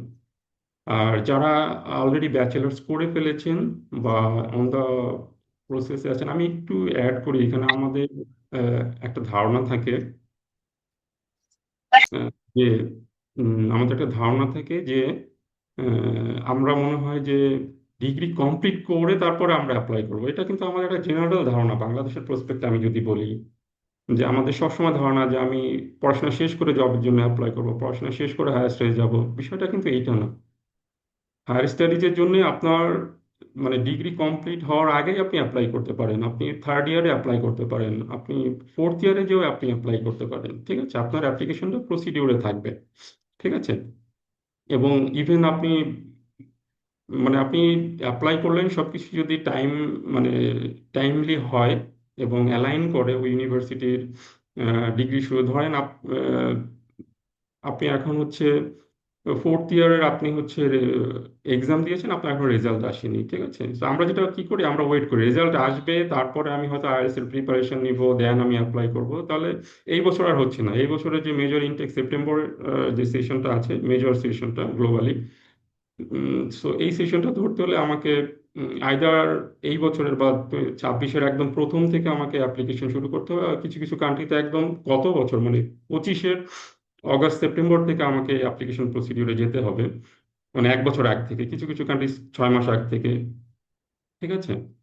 সো আমরা মনে করি যে আমার ডিগ্রি শেষ হবে দেন হচ্ছে আমি অ্যাপ্লাই করবো, বাট বিষয়টা এটা না। আপনি ফোর্থ ইয়ারে আছেন, মিডলে আছেন, আপনার মানে থার্ড ইয়ার পর্যন্ত আপনার যে ট্রান্সক্রিপ্ট আছে আপনি এটাতে ইনিশিয়ালি অ্যাপ্লাই করতে পারবেন। এবং আপনি ওইভাবে জাস্ট ডিপার্টমেন্ট থেকে একটা লেটার আপনি জাস্ট নেবেন আপনার ডিপার্টমেন্ট থেকে, যে আপনার ডিগ্রিটা 26-এর ধরেন মেতে শেষ হবে, আগামী ধরেন বা জুনে শেষ হবে, কারণ আপনার ক্লাস বা আপনি রেজিস্ট্রেশন বা অ্যাডমিশন নেবেন, আপনার যে প্রসিডিউরটা শুরু হবে রেজিস্ট্রেশনের ওই ইউনিভার্সিটিতে, সেটা কিন্তু মোটামুটি অগস্ট বা সেপ্টেম্বরে, ঠিক আছে, বা এন্ড অফ জুলাইতে কিছু কিছু কান্ট্রিতে। সো আপনার এর আগে যদি আপনার ডিগ্রিটা কমপ্লিট হয়ে যায়, আপনার ডিপার্টমেন্ট যদি সেই একটা লেটার বা একটা অ্যাসুরেন্স দেয়, তাহলে কিন্তু আপনার ওই ইউনিভার্সিটি কিন্তু সেটাকে কনসিডার করবে। আপনি জাস্ট আপনার ডিগ্রি কমপ্লিট হলো, আপনি আপনার ডিগ্রির যে সার্টিফিকেট ট্রান্সক্রিপ্ট যেটা আছে সেটা আপনি সেন্ড করে দিলেন, বা অনেক ইউনিভার্সিটি আছে যে আপনি ওখানে যেয়ে আপনি বাকি ডকুমেন্টগুলো সাবমিট করলেন। এবং অনেক ক্ষেত্রে আছে যে ইভেন তারা আপনাকে আরো সময় দেয় যদি আপনার কোনো ইস্যুস থাকে, ঠিক আছে, যে ঠিক আছে আপনি অক্টোবরের ভিতরে আপনার সব ডকুমেন্টসগুলো সাবমিট করেন, ঠিক আছে। সো একটু case by case, country to country, university university vary করে, বাট আমাদের এই ট্রেডিশনাল ধারণা থেকে বের হয়ে আসতে হবে যে আমার গ্রাজুয়েশনের শেষে আমি জবের জন্য অ্যাপ্লাই করব, অথবা গ্রাজুয়েশন শেষে হচ্ছে আমি হায়ার স্টাডির জন্য অ্যাপ্লাই করব। It's not like that. আপনাকে মোটামুটি 1 বছর আগ থেকে আপনি প্রসিডিউরে যেতে পারেন, এবং প্রিপারেশনটা অ্যাটলিস্ট 1 বছর আগ থেকে যদি আপনি নেন, আপনার এই জার্নিটা খুবই স্মুথ হবে আর কি, হ্যাঁ। দেন একটা প্রশ্ন আসতে পারে যে আমি কি সাবজেক্ট চেঞ্জ করতে পারি কিনা। হ্যাঁ, অবশ্যই আপনি পারেন, তবে কিছু কিছু রেস্ট্রিকশন আছে। যেমন আপনি তো আর নন মেডিকেল থেকে আর মেডিকেল সাবজেক্টে যেতে পারবেন না, এটার সাথে একটা কোরিলেশন থাকতে হবে, কিছু বেসিক রিকোয়ারমেন্টস আছে, সেটা যদি আপনার ফুলফিল হয়, ঠিক আছে। ধরেন আপনি ইকোনমিক্সে হয়তো আপনি পড়াশোনা করেছেন, বা আপনি সোশ্যাল সায়েন্সের একটা সাবজেক্টে পড়াশোনা করেছেন যেখানে আপনার স্ট্যাটিস্টিক্স ছিল, ইকোনমিক্সের কিছু সাবজেক্ট ছিল, আপনি কিন্তু এই ইকোনমিক্স, স্ট্যাটিস্টিক্স, ডেটা সায়েন্স এই রিলেটেড সাবজেক্টে কিন্তু আপনি সুইচ করতে পারবেন, ঠিক আছে। বা ওই ক্ষেত্রে হয়তো ওই যে বললাম না ফাউন্ডেশন প্রোগ্রাম, ওই ক্ষেত্রে হয়তো আপনাকে একটা ফাউন্ডেশন প্রোগ্রাম অফার মানে ইনক্লুড করতে পারে, যে আপনি ঠিক আছে 1 সেমিস্টার আপনি এই কোর্সগুলো করেন, করলে আপনি হচ্ছে যে রিকোয়ার্ড ডিফারেন্ট সাবজেক্ট বা ট্র্যাকে যেতে চাচ্ছেন আপনি সেটার জন্য এলিজিবল হবেন। হ্যাঁ, সো সাবজেক্ট চেঞ্জ করা যাবে, শুধু কিছু যেটা আমি বললাম যে নন মেডিকেল থেকে আর তো মেডিকেলে যাওয়া যাবে না, এটা খুবই কম আন্ডারস্ট্যান্ডিং এর বিষয়, বাট মোস্টলি ইজ পসিবল। তারপর আমরা কি ফাউন্ডেশন কোর্স লাগবে? ওকে, ফাউন্ডেশন কোর্স লাগবে কি না লাগবে সেটা ডিপেন্ড করবে আপনার প্রোফাইলের উপর। যেটা আমি বললাম যে আপনি যদি ট্র্যাক চেঞ্জ করেন, বা অনেক ক্ষেত্রে যেটা আছে আপনার ধরেন যে আহ, আপনার আইএলটিএস এর যে রিকোয়ারমেন্টস ও ইউনিভার্সিটিতে খুবই স্ট্রিক্টলি ফলো করে, শুধু মিডিয়াম অফ ইনস্ট্রাকশন বা এমওআই দিয়ে হবে না, আপনাকে মাস্ট আইএলটিএস স্কোর লাগবে। বাট আপনার রিকোয়ার্ড স্কোর নাই, অথবা আপনার রিকোয়ার্ড স্কোর আপনি উঠাতে পারেননি, হ্যাঁ, হয়তো 6 আছে, আপনি 5.5 আপনি পেরেছেন বা আপনার স্কোর আছে। তো সেই ক্ষেত্রে ইউনিভার্সিটি যেটা অফার করে যে আপনাকে একটা ফাউন্ডেশন কোর্স করতে হবে, প্রোগ্রাম করতে হবে 6 মাসের, অন ল্যাঙ্গুয়েজের উপরে। সো ওখানে যাওয়ার পরে প্রথমে আপনি আপনার মেজরে না যেয়ে আপনাকে 6 মাসের বা 6 মান্থের একটা প্রোগ্রামে আপনি এনরোল করবেন, এবং ওই ইংলিশ প্রোগ্রামটা আপনি সাকসেসফুলি কমপ্লিট করার পরে আপনার যে ভাষা দক্ষতা বা ইংলিশ প্রফিসিয়েন্সি, এটা রিকোয়ারমেন্টসটা ফুলফিল হবে, দেন হচ্ছে আপনি আপনার মেজরে ইন করবেন, আপনার মেজর ক্লাস শুরু হবে, হ্যাঁ। সো এই ক্ষেত্রে আপনার ফাউন্ডেশন লাগবে, ঠিক আছে। আর আরো কিছু প্রোগ্রাম আছে যেগুলো ধরেন অনেক ক্ষেত্রে আমাদের অনেক কি বলে আন্ডারগ্রেড প্রোগ্রাম, বা কোন একটা ইউনিভার্সিটি আন্ডারগ্রেড প্রোগ্রাম, যে দেখা যাচ্ছে যে একটা ধরেন আপনার আমি যদি বলি যে ইউনিভার্সিটি অফ ব্যাঙ্গালোর, ধরেন একটা ইউনিভার্সিটি ইউকে, সো ওনাদের যে রিকোয়ারমেন্টস যে বাংলাদেশ থেকে আহ, এই ইউনিভার্সিটি, ধরেন আমাদের হয়তো 100+ ইউনিভার্সিটি আছে, ওনারা হয়তো 50টা ইউনিভার্সিটি লিস্ট দিল যে এই বিশ্ববিদ্যালয়ে যারা পড়াশোনা করে আসবে, ডিগ্রি থাকবে, ওনাদের ডিগ্রিটা ইকুইভ্যালেন্ট টু ওনাদের ওই ইউনিভার্সিটির ব্যাচেলার্স ডিগ্রি ওনারা কনসিডার করবে। কিন্তু যদি এর বাইরে যে ইউনিভার্সিটিগুলো থেকে আপনার ডিগ্রি হয়, সেই ক্ষেত্রে ওনারা কনসিডার করবে না ব্যাচেলার হিসেবে, আপনাকে একটা ফাউন্ডেশন কোর্স করতে হবে। সেই ফাউন্ডেশনে হয়তো ফাউন্ডেশন কোর্স না, ঠিক প্রোগ্রাম। সো সেই ফাউন্ডেশন প্রোগ্রামে হয়তো আপনার 3টা বা 4টা বা 5টা কোর্স থাকবে, যে কোর্সগুলো আপনি কমপ্লিট করলে আপনার ধরেন যে যে ঘাটতিটা আছে রিকোয়ারমেন্টসে সেটা ফুলফিল হবে, সেই ক্ষেত্রে আপনার ফাউন্ডেশন কোর্স লাগতে পারে, হ্যাঁ। সো এইগুলো হচ্ছে case by case, country to country, university to university, এগুলো ভ্যারি করবে। এটা জেনারেলাইজ করার কোনো সুযোগ নেই, ঠিক আছে। আর স্টাডি ক্যাপের বিষয়টা, এইটা স্টাডি ক্যাপটা আপনি এটা ডিপেন্ড করে মোস্টলি হচ্ছে মানে 2-3 বছর স্টাডি ক্যাপ, মানে আন্ডার গ্রেডের পরে, বিশেষ করে অনার্স বা ব্যাচেলার্স এর পরে হচ্ছে এটা খুবই ওয়েল অ্যাকসেপ্টেড। তো আপনাকে জাস্ট এটা ভ্যালিডেশনটা দিতে হবে যে এই 3 বছর বা এই 2 বছর আপনি কি করেছেন, বা 1 বছর আপনি কি করেছেন, ঠিক আছে। ডেফিনেটলি এটা আপনি যদি পড়াশোনা করেন তাহলে, পড়াশোনা করলে তো স্টাডি গ্যাপের ইস্যু না। আপনি পড়াশোনা করেননি তাহলে সেই গ্যাপে আপনি কি করেছেন, নিশ্চয়ই কোনো জব করেছেন বা কোনো একটা ইনভলভমেন্ট ছিল। সো সেইটা, সেই রিলেটেড ডকুমেন্টস বা এভিডেন্স দিয়ে হচ্ছে আপনি এটাকে কি বলে জাস্টিফিকেশন করবেন। বা যদি ধরেন 2-3 বছরের বেশি গ্যাপ হয়, কারো 5 বছর, 7 বছর, 10 বছর, ইভেন মোর দ্যান দ্যাট, এখন এইটা অ্যাকসেপ্টেড হবে কিনা, ঠিক আছে। হ্যাঁ, এটাও হবে। এটাও হবে, এটাও যেটা আমি বললাম যে এটা বিশ্ববিদ্যালয় মানে university to university, country to country কিছু রুলস অ্যান্ড রেগুলেশন আছে, জেনারেল রুলস অ্যান্ড রেগুলেশনস। সেটা যদি কমপ্লাই করে তাহলে আপনি উম, সেটাতে ইয়ে করতে পারবেন, এনরোল করতে পারবেন। এখানে একটা পার্ট মেবি মিসিং, এইজের কিন্তু একটা লিমিটেশন আছে, ঠিক আছে। অনেক দেশেই কিন্তু আপনার এইজ লিমিটেশন আছে, যে আপনার মাস্টার্স এর ক্ষেত্রে হয়তো 30 বা 35-এর বেশি হলে তারা একসেপ্ট করবে না। পিএইচডির ক্ষেত্রে হয়তো 40-এর বেশি হলে একসেপ্ট করবে না, এরকম কিছু রিকোয়ারমেন্টস আছে। তবে এই রিকোয়ারমেন্টস গুলো না আপনার দুইটা ইস্যুজ আছে। যেখানে ধরেন যদি আপনার ফুল ফান্ডেড কোনো প্রোগ্রামে আপনি অ্যাপ্লাই করেন, যেখানে আপনার এই ধরনের ইস্যুজ আছে, আপনার 10 বছরের আপনার গ্যাপ আছে, স্টাডি গ্যাপ আছে, বা আপনার এইজটা অনেক ওভার 40, তো সেই ক্ষেত্রে এইটাকে মানে সাবসিডাইজড করার জন্য, কম্পেনসেট করার জন্য হয়তো আপনার আপনার এসওপিতে বা অন্য অন্যভাবে আপনাকে এটা ম্যানেজ করে নিতে হবে, হ্যাঁ। মানে এটা একেবারেই, অনেক দেশে এটা রুলস আছে, বা মানে এটা একদম ধ্রুব ইয়ে না, মানে যে এটা কোনো মানে এর বাইরে হবে না, বিষয়টা এটা না। আপনি বিভিন্নভাবে এটাকে বাইপাস করতে পারেন, হয়তো আজকের আলোচনায় এটা হয়তো অতটা আমরা ডিটেলস যেতে পারবো না। হার্বার সো স্টাডি গ্যাপের ইস্যুটা যেমন আছে, এবং সেটাকে মিনিমাইজ করারও যেমন অপশন আছে, এজের বিষয়টাও কিন্তু রিকোয়ারমেন্টস আছে, বার আছে, আবার সেটাকেও বাইপাস করার মতো there have a lot of ways আছে। সো এটা একটা লং ডিসকাশনের ইস্যুস। বাট এটা আপনাদের জাস্ট মাথায় রাখেন যে there have a lot of restrictions and rules, also there have a lot of ways to bypass or way to manage those things, ঠিক আছে।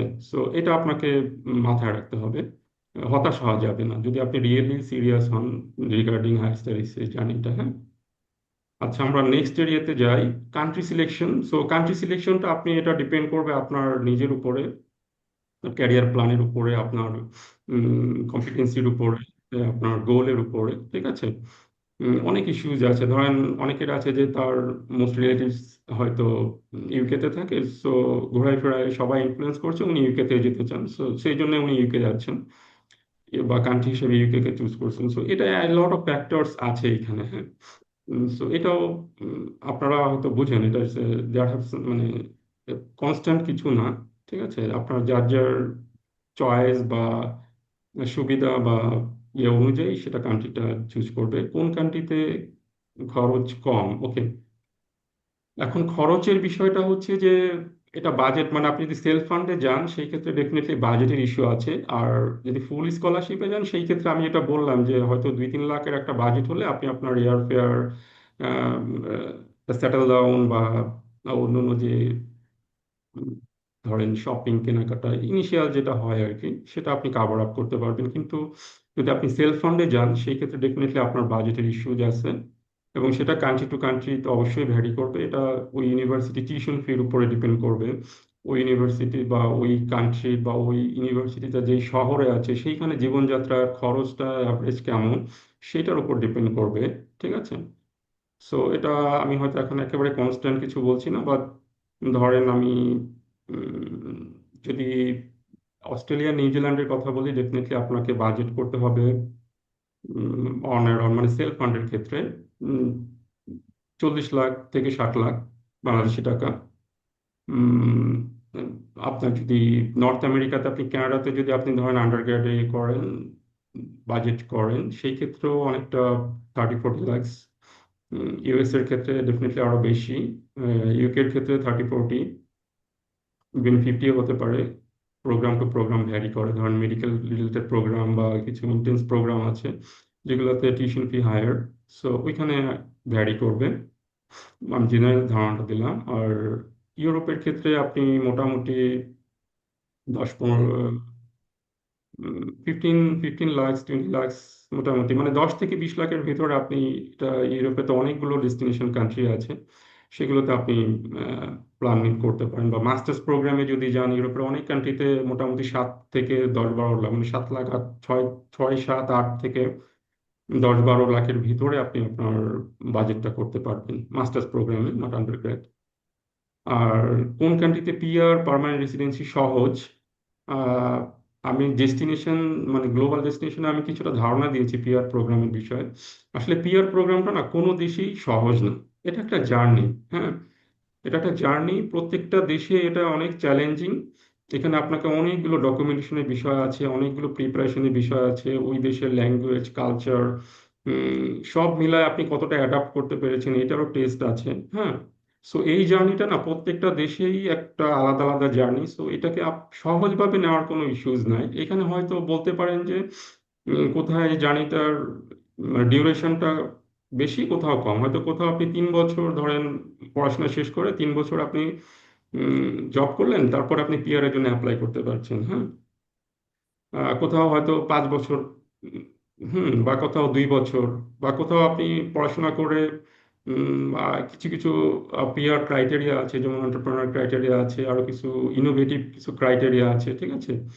আহ, মানে যারা বিশেষ করে পিএইচডি কমপ্লিট করেছেন ওনাদের ক্ষেত্রে কিছু কিছু প্রোগ্রাম আছে যেখানে হয়তো আপনি পড়াশোনা শেষ করে উইদিন 2-3 ইয়ার্স এর ভিতরে, মানে 1-2 বছরের ভিতরে আপনি পিআর প্রোগ্রামে চলে যেতে পারেন। এটা ডিপেন্ড করবে ওই পিআর প্রোগ্রামের রিকোয়ারমেন্টস এবং আপনার কম্পিটেন্সি বা আপনার ওভারঅল প্রোফাইলের উপরে। হ্যাঁ, ওয়েল দেন, কোন কান্ট্রিতে আইএলটিএস ছাড়া যাওয়া যায়? আসলে আইএলটিএস ছাড়া আপনি ইংলিশ স্পিকিং, আইএলটিএসটা তো মেইনলি হচ্ছে ইংলিশ, ইভেন নন মানে English speaking in a sense আমি বলবো যে আইএলটিএসটা দরকার হয় আপনি যদি যে প্রোগ্রামটাতে যাচ্ছেন সেটা যদি ইংলিশ মিডিয়ামে হয়, মিডিয়াম ইনস্ট্রাকশন যদি ইংলিশ হয়। ধরেন আপনি চায়নাতে গেলেন বা জাপানে গেলেন, আপনার প্রোগ্রামটা জাপানিজ বা চাইনিজ ল্যাঙ্গুয়েজে, বা কোরিয়াতে কোরিয়ান ল্যাঙ্গুয়েজে ধরেন, সেই ক্ষেত্রে কিন্তু আপনাকে আইএলটিএস এর দরকার নেই, আপনাকে ওই দেশের ওই ভাষার, ঠিক আছে, জাপানিজ ভাষার বা চাইনিজ ভাষার যে আইএলটিএস এর মতো রিডিং, মানে রাইটিং, লিসনিং, স্পিকিং,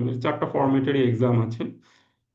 এক একটা নাম, ধরেন চায়নাতে যেটা এইচএস কে বলে, জাপানে হয়তো যে এলপিটি বলে, বা আপনার কোরিয়াতে টোপিক বলে, TOP IC, I mean, I think so.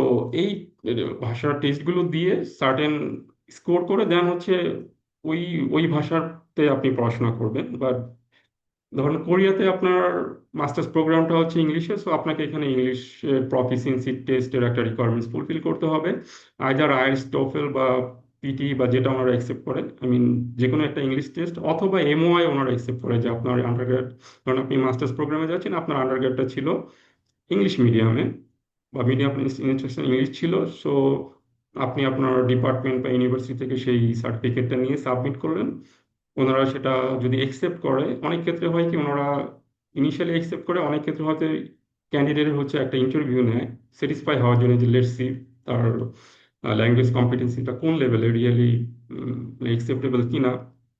So ওনারা যদি স্যাটিসফাই হয় then they can allow you for, মানে উইদাউট আইএলটিএস। হ্যাঁ, সো আলটিমেটলি গ্লোবালি আপনি এটা এটা মনে করার কারণ নাই যে আমি সৌদি আরবেতে যাচ্ছি আমার আইএলটিএস দরকার নাই, ইটস নট লাইক দ্যাট। আপনি ইংলিশ মিডিয়ামে পড়াশোনা করতে যেই দেশে যান সেইখানে কিন্তু ভাষা দক্ষতার বিষয়টা আপনাকে প্রুফ করে দেন যেতে হবে, বা অ্যাডমিশনটা আপনি পেতে পারবেন, ঠিক আছে। সো এটা আপনাকে মাথায় রাখতে হবে। So let's go the next, course and university selection. So এটা আমরা মনে হয় যে কিছুটা ইয়ে করছি যে রাইট সাবজেক্ট চুজ করা, ঠিক আছে, ক্যারিয়ার ফোকাস, ইত্যাদি ইত্যাদি যে ইস্যুস গুলো আছে, scholarship availability, industry demand, future market, এগুলোকে আপনাকে অ্যানালিসিস করে দেন আপনার কান্ট্রি অ্যান্ড ইউনিভার্সিটি চুজ করতে হবে। দেন একাডেমিক এলিজিবিলিটি রিকোয়ারমেন্টস, নর্মালি আমি জেনারেলি বলি যে ধরেন ইন্টারমিডিয়েটের ক্ষেত্রে জিপিএ 5-এর ভিতরে আউট অফ 5-এ আপনার মোটামুটি 3 অ্যাবভ থাকলে এনাফ। আর অনার্স বা মানে মাস্টার্স আর পিএইচডির ক্ষেত্রে, মানে আপনি মাস্টার্স প্রোগ্রামে যান, পিএইচডি প্রোগ্রামে যান, সেই ক্ষেত্রে programme to programme, country to country vary করবে। মোটামুটি মানে আমাদের তো সিজিপিএ স্কেলটা 4-এ, অন অ্যাভারেজে 4-এ আপনার মোটামুটি 2.5 অ্যাবভ ইজ ফাইন, ঠিক আছে? মানে ইভেন 3, আমি যদি বলি 3 অ্যাবভ ইজ, আপনি ঠিক আছেন। বা যদি বিলো 3 হয়, মানে 2 থেকে 3 ভিতরে হয়, সেই ক্ষেত্রে একটু চ্যালেঞ্জিং হয়, বিশেষ করে যারা স্কলারশিপ অ্যাভেল করতে চায়। বাট আপনি অন্য অন্য অনেক ক্রাইটেরিয়া বা অন্য অন্য অ্যাচিভমেন্ট দিয়েও আপনি এটাকে ইয়ে করতে পারবেন, ওভারল্যাপ করতে পারবেন বা অতিক্রম করতে পারবেন আর কি। ঠিক আছে, এই চ্যালেঞ্জগুলো। ওকে, দেন ওয়ার্ক এক্সপেরিয়েন্স, পোর্টফোলিও, হ্যাঁ, এবার এইগুলো এমওআই, এগুলো আমার মনে হয় কাভার আপ হয়েছে অনেকভাবে। টিউশন ফিজ বাই কান্ট্রি, এটাও আপনি এক্সপ্লোর করলে ইউনিভার্সিটি ওয়েবসাইটে পাবেন। লিভিং এক্সপেন্সটাও অনেকভাবে আপনি পেতে পারেন ওই দেশের বা ইউনিভার্সিটি যারা আছেন আপনার নেটওয়ার্কে, বা বিভিন্নভাবে পেতে পারেন। প্রুফ অফ ফান্ড যে requirements, education loans, budget planning, এগুলো আপনি আস্তে আস্তে এটা নিয়ে যখন আপনি স্টাডি করবেন, 5 জনের সাথে আলোচনা করবেন, আহ, তাদের জার্নিটা আপনি জানবেন, তাদের সাজেশনটা আপনি নেবেন, আপনি এগুলো আস্তে আস্তে বুঝতে পারবেন। Then fully funded or partial funded. Fully funded মানে ফুল স্কলারশিপ, ঠিক আছে? যেমন আপনার বিভিন্ন দেশের যে স্কলারশিপ গুলো আছে, চায়না সিএসসি, যেটা ইউকে সেভেনিং আছে, এরাসমাস আছে ইউরোপে, তারপরে জাপানের মেক্সড আছে, ঠিক আছে, কোরিয়াতে আছে। প্রত্যেকটা দেশেই কিন্তু আপনার আইদার বায়োল্যাটারাল, আই মিন মানে ওই দেশের এম্বাসি, বাংলাদেশে যে এম্বাসি আছে ওনাদের থ্রুতে, আমাদের মিনিস্ট্রি অফ এডুকেশনের থ্রুতে এই স্কলারশিপগুলো আপনি অ্যাভেল করতে পারেন। অথবা সেম স্কলারশিপ আপনি ইউনিভার্সিটি রিকমেন্ডেডও আপনি, যেমন নেক্সটের কথাই বলি, জাপানিজ, আপনি কিন্তু ইউনিভার্সিটি আপনাকে রিকমেন্ড করতে পারে, অথবা এই দেশের অ্যাম্বাসিও একটা এক্সাম থ্রু বা একটা প্রসেসের ভিতরে আপনাকে ফাইনাল সিলেকশন করতে পারে, বা সিলেকশন করে এই স্কলারশিপের জন্য আপনাকে নমিনেশন দিতে পারে। সো দুইটা পাথ হয়ে আছে এই টাইপের স্কলারশিপ অ্যাভেল করার জন্য, এবং এগুলো সবই হচ্ছে ফুল ফান্ডেড। আর পার্শিয়াল হচ্ছে যে আপনার প্রোফাইলের উপরে বেস করে, হয়তো টিউশন ফি ধরেন $10,000, আপনার প্রোফাইলটা বা আপনার অ্যাচিভমেন্টটা খুবই ভালো আন্ডারগ্রেডে, আপনাকে হয়তো 50% আপনাকে ওয়েভার দিল, $5,000 আপনার টিউশন ফি, বা €3,000 আপনার টিউশন ফিস, যেখানে হয়তো €7,000 আছে। সো এইভাবে আপনি আপনার প্রোফাইল, আপনার উপরে বেস করে আপনি পেতে পারেন। যেটা বললাম, universities different kind of scholarship আছে, full, partial, different different type of, country to country এটা ইউনিভার্সিটি ইউনিভার্সিটি ভ্যারি করবে। এগুলো আপনাকে ওই কান্ট্রি চুজ করার পরে, ওই দেশের ইউনিভার্সিটিগুলো এক্সপ্লোর করার পরে আপনি মানে আস্তে আস্তে বুঝতে পারবেন যে ওই দেশে, ওই কান্ট্রিতে, ওই বিশ্ববিদ্যালয়ে কি কি ধরনের স্কলারশিপ আছে ইন্টারন্যাশনাল স্টুডেন্টদের জন্য। ওয়েবসাইটে অলমোস্ট সবকিছুই দেওয়া থাকে। ওয়েল, টিপস, এটা মনে হয় আরো অনেক ডিসকাশনের বিষয় আছে। দেন হচ্ছে application process.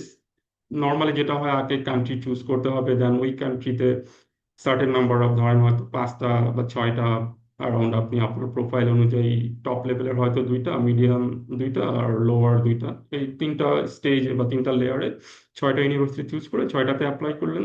If you R lucky, আপনি টপ 2টাতে পেয়ে গেলেন যে কোনোটাতে, যদি অথবা মিডল অথবা, সো আপনার চান্সটাকে হাই করার জন্য এইভাবে আপনার এটা করতে হবে, প্ল্যানিংটা করতে হবে।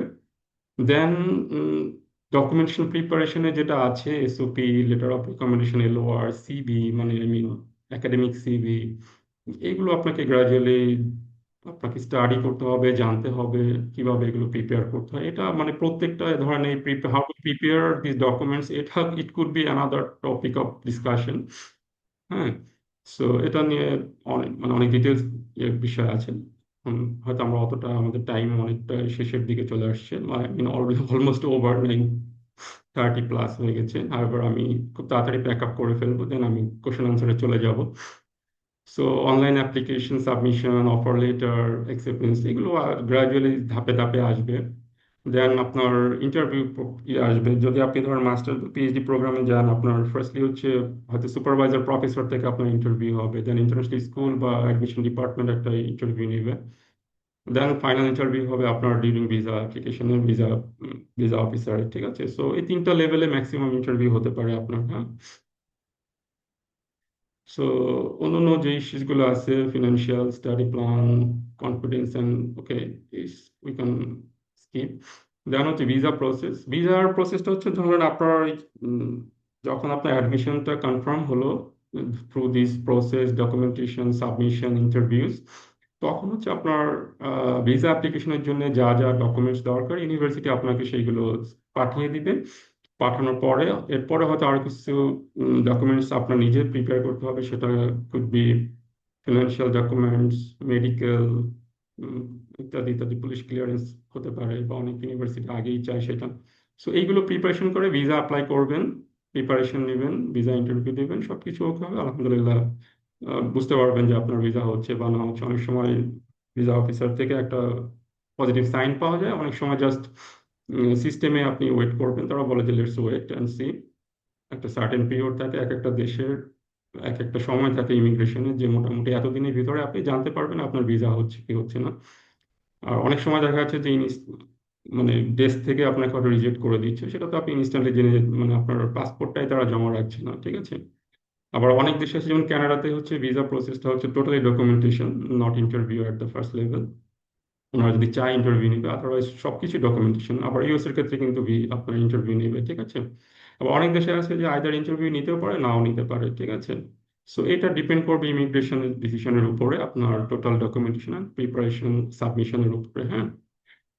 দেন স্পাউস অ্যান্ড ফ্যামিলি, হ্যাঁ এটা একটা ইস্যুস। যারা হচ্ছে মাস্টার্স বা পিএইচডি প্রোগ্রামে যাচ্ছেন, বা হয়তো আন্ডারগ্রেডে পরে বাংলাদেশে সার্টেন পিরিয়ড অফ ওনারা জব করেছেন, 5 বছর, 7 বছর, 10 বছর, এখন হচ্ছে ওনারা একটা ফার্দার স্টাডি প্রোগ্রামে যেতে চাচ্ছেন, সেইখানে ওনাদের স্পাউস, আই মিন হাজবেন্ড বা ওয়াইফকে নিতে চাচ্ছেন, বা ওনাদের বাচ্চা আছে একজন বা দুইজন বা তিনজন, ওনাদেরকে নিতে চাচ্ছেন। সো এটার জন্য কিন্তু এক একটা কান্ট্রিতে এক এক ধরনের রুলস অ্যান্ড রেগুলেশনস আছে। কোথাও আপনি সাথে নিয়ে যেতে পারবেন, কোথাও আছে যে আপনি স্পাউস নিতেই পারবেন না মাস্টার্স প্রোগ্রামে, কোথাও আছে যে না, আপনি যদি মাস্টার্স বাই রিসার্চ হয় এবং পিএইচডি প্রোগ্রাম হয় তাহলে আপনি নিতে পারবেন, আদারওয়াইজ পারবেন না, ঠিক আছে।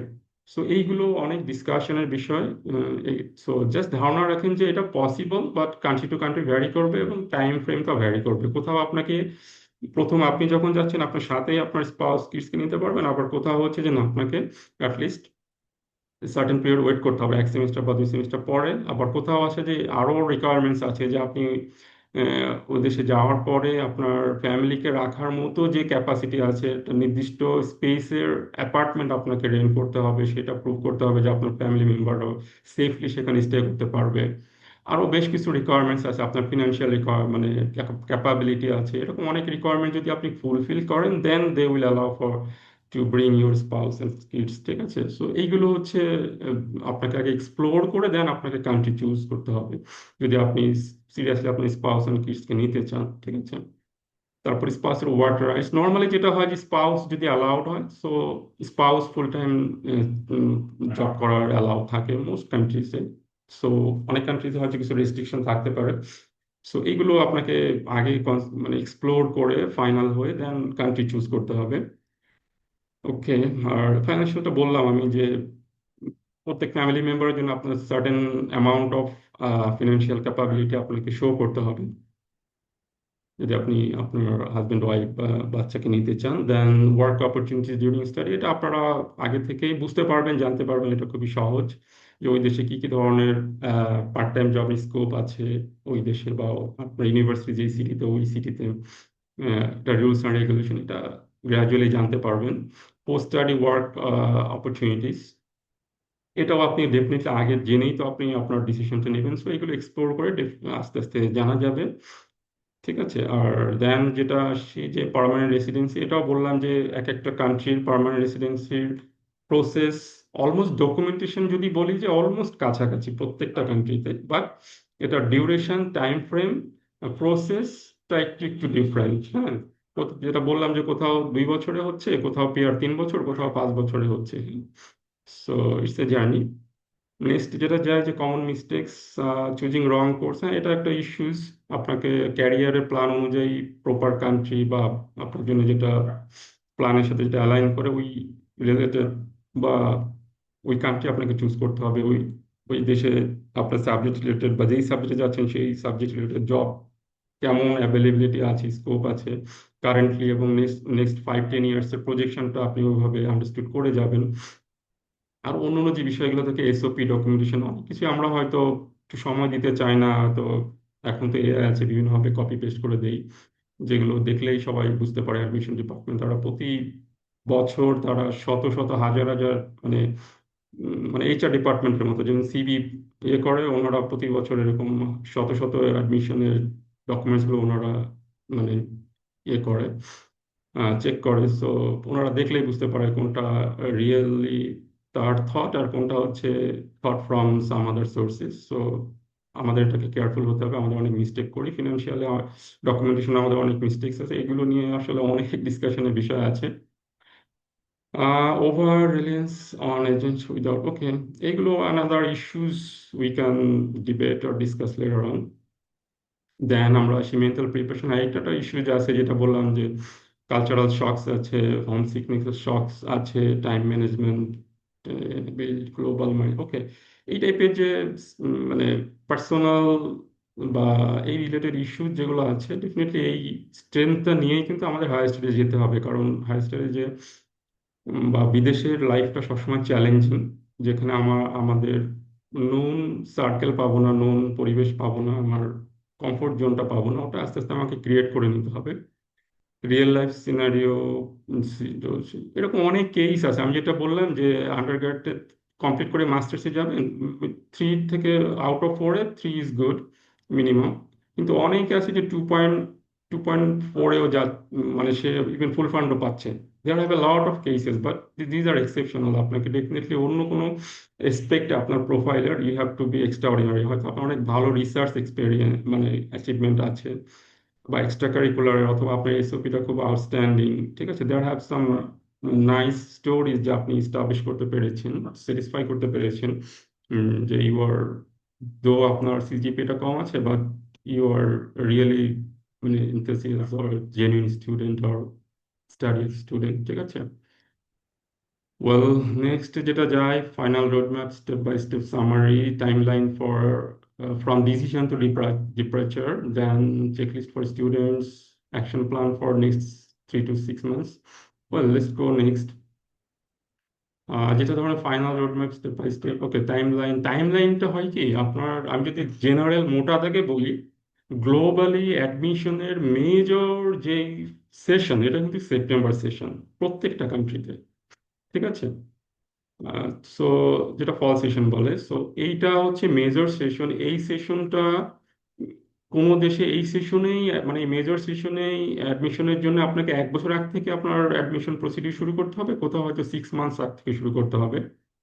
সো এই প্রসেসটা ডিপেন্ড করবে আপনার ফান্ডিং ইস্যুর উপরে। আপনি যদি কোনো দেশে ফুল ফান্ড নিয়ে মানে মানে গভর্নমেন্ট স্কলারশিপ অথবা অন্য কোনো ফুল ফান্ড যে স্কলারশিপগুলো আছে সেইগুলো অ্যাভেল করতে চান, ডেফিনেটলি আপনাকে মোটামুটি 1 বছর আগ থেকে আপনাকে এই প্রিপারেশনে যেতে হবে। এবং ওনাদের ডেডলাইন, ধরেন মোস্টলি ডেডলাইনগুলো থাকে, ধরেন আপনি 27 সেপ্টেম্বর আপনি টার্গেট করছেন, সো 26-এর দেখবেন যে ডিসেম্বরের ভিতরে মোটামুটি অনেক ডেডলাইন ওভার হয়ে যাচ্ছে, ঠিক আছে, বা ম্যাক্সিমাম জানুয়ারি, বা কিছু কিছু কান্ট্রি বা কিছু কিছু ইউনিভার্সিটি হয়তো বা কিছু কিছু স্কলারশিপ হয়তো ফেব্রুয়ারি পর্যন্ত থাকবে ডেডলাইন, এরপরে কিন্তু পাবেন না। বাট অ্যাডমিশন বা আপনি ফ্লাই করবেন কিন্তু আইদার জুলাই, আগস্ট, সেপ্টেম্বরে, ঠিক আছে, ফার্স্টে সেপ্টেম্বরে ফার্স্টে, বাট মোটামুটি জুলাই আগস্টেই ফ্লাইগুলো হয় সারা ওয়ার্ল্ডে যেই দেশে আপনি যান, ঠিক আছে।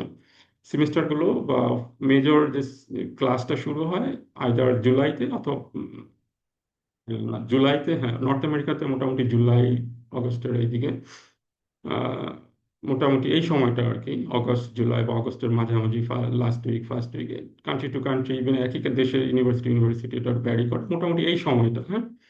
আর আপনি যদি মানে স্কলারশিপের জন্য অ্যাপ্লাই আপনার প্রিপারেশন থাকে, সো আপনাকে মোটামুটি 1 বছর আগ থেকে প্রিপারেশন নিতে হবে। আর যদি মনে করেন যে না আমার সাফিসিয়েন্ট ফিনান্সিয়াল ক্যাপাবিলিটি আছে, সো সেই ক্ষেত্রে মোটামুটি মানে ক্লাস শুরু হওয়ার বা সেমিস্টার শুরু হওয়ার 3 মাস 4 মাস আগ পর্যন্ত আপনার জন্য ফাইন, ঠিক আছে। যেহেতু আপনি নিজের টাকায় পড়তে যাবেন, আপনার ফিনান্সিয়াল সলভেন্সি আছে, মোটামুটি আপনি সাবমিট করবেন, বাকিটা খুবই শর্ট টাইমে আপনার অ্যাপ্রুভাল হয়ে যাবে। বাকি হচ্ছে ভিসা অ্যাপ্লিকেশন এবং ভিসা পেতে আপনার যতদিন লাগে, ঠিক আছে। তো মোটামুটি 3 মাস হাতে রাখাটা হচ্ছে সেফ সাইড যদি আপনি সেলফ ফান্ডেড স্টুডেন্ট হন, ঠিক আছে। আর আপনি যদি মনে করেন যে না আমার capability, financial capability is not sufficient, আমাকে মাস্ট ফুল অথবা পার্শিয়াল ফান্ডে যেতে হবে, আপনি যত তাড়াতাড়ি আপনি অ্যাপ্লাই করবেন, আই মিন তার আগের বছরের মানে অক্টোবর, নভেম্বর, ডিসেম্বর যদি আপনি অ্যাপ্লাই করেন, so you have higher chance to avail those kind of full আর পার্শিয়াল স্কলারশিপস, ঠিক আছে? Well, final roadmap, step by step summary, application checklist, এটা আপনারা জানেন বা একটু সার্চ করলেই পাবেন। পাসপোর্ট ডেফিনেটলি যখনই হায়ার স্টাডিজের ইস্যুজ আসবে, প্ল্যান করবেন first passport, apply for passport, then academic ডকুমেন্টসগুলো প্রিপেয়ার করা। এখন তো, আগে তো অনেক হ্যাসেল ছিল, এখন তো অ্যাপোস্টাইল সিস্টেম চলে আসছে। অনলাইনে অ্যাপ্লাই করবেন, জাস্ট উইদিন 1 or 2 উইক্সের ভিতরে আপনি আপনার সব কিছু পেয়ে যাবেন, আপনার মিনিস্ট্রিতে দৌড়াদৌড়ি করা লাগবে না, ঠিক আছে? সো যদি সেটা ইয়ে করতে হয়, জাস্ট হয়তো এম্বাসি থেকে বা ওই দেশের যে রিকোয়ারমেন্টস ওই অনুযায়ী নেক্সট ভেরিফিকেশন করবেন।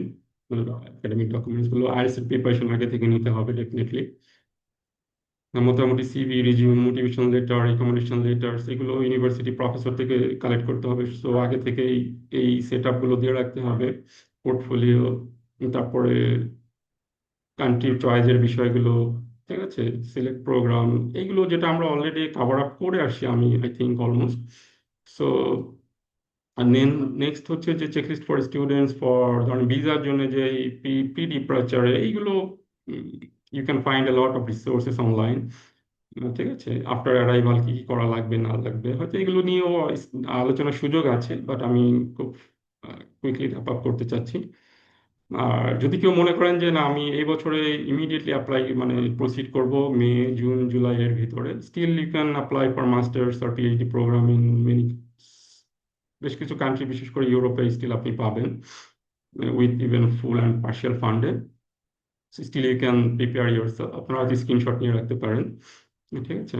সো ধরেন আগামীকাল থেকে মে, মে থেকে আপনি এইভাবে করে আপনি একটা প্রিপারেশনটা নিলেন, ঠিক আছে? সো মে টু জুলাইয়ের ভিতরে আপনি যদি এইভাবে প্রসিড করতে পারেন, still you can catch September intake for 2026, ঠিক আছে? Well, next, well, thank you so much. আমি কুইকলি র্যাপ আপ করে ফেললাম, আর বেশি এতে ডিপারে গেলাম, মানে গো থ্রু করলাম না।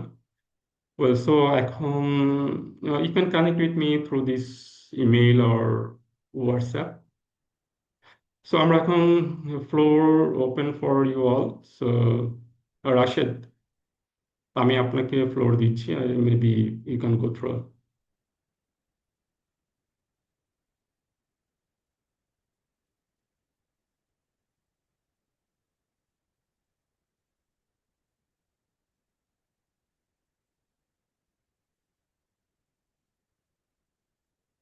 আচ্ছা, পার্টিসিপেন্টস, আপনাদের আপনাদের যে এখানে হাত তুলেছেন, ব্ল্যাক হান্টার গেমার হাগার, ওনার, সো আপনি হাত তুলেছেন যেহেতু আপনি আপনার কোয়েশ্চেনটা কাইন্ডলি রেজ করেন, হ্যাঁ?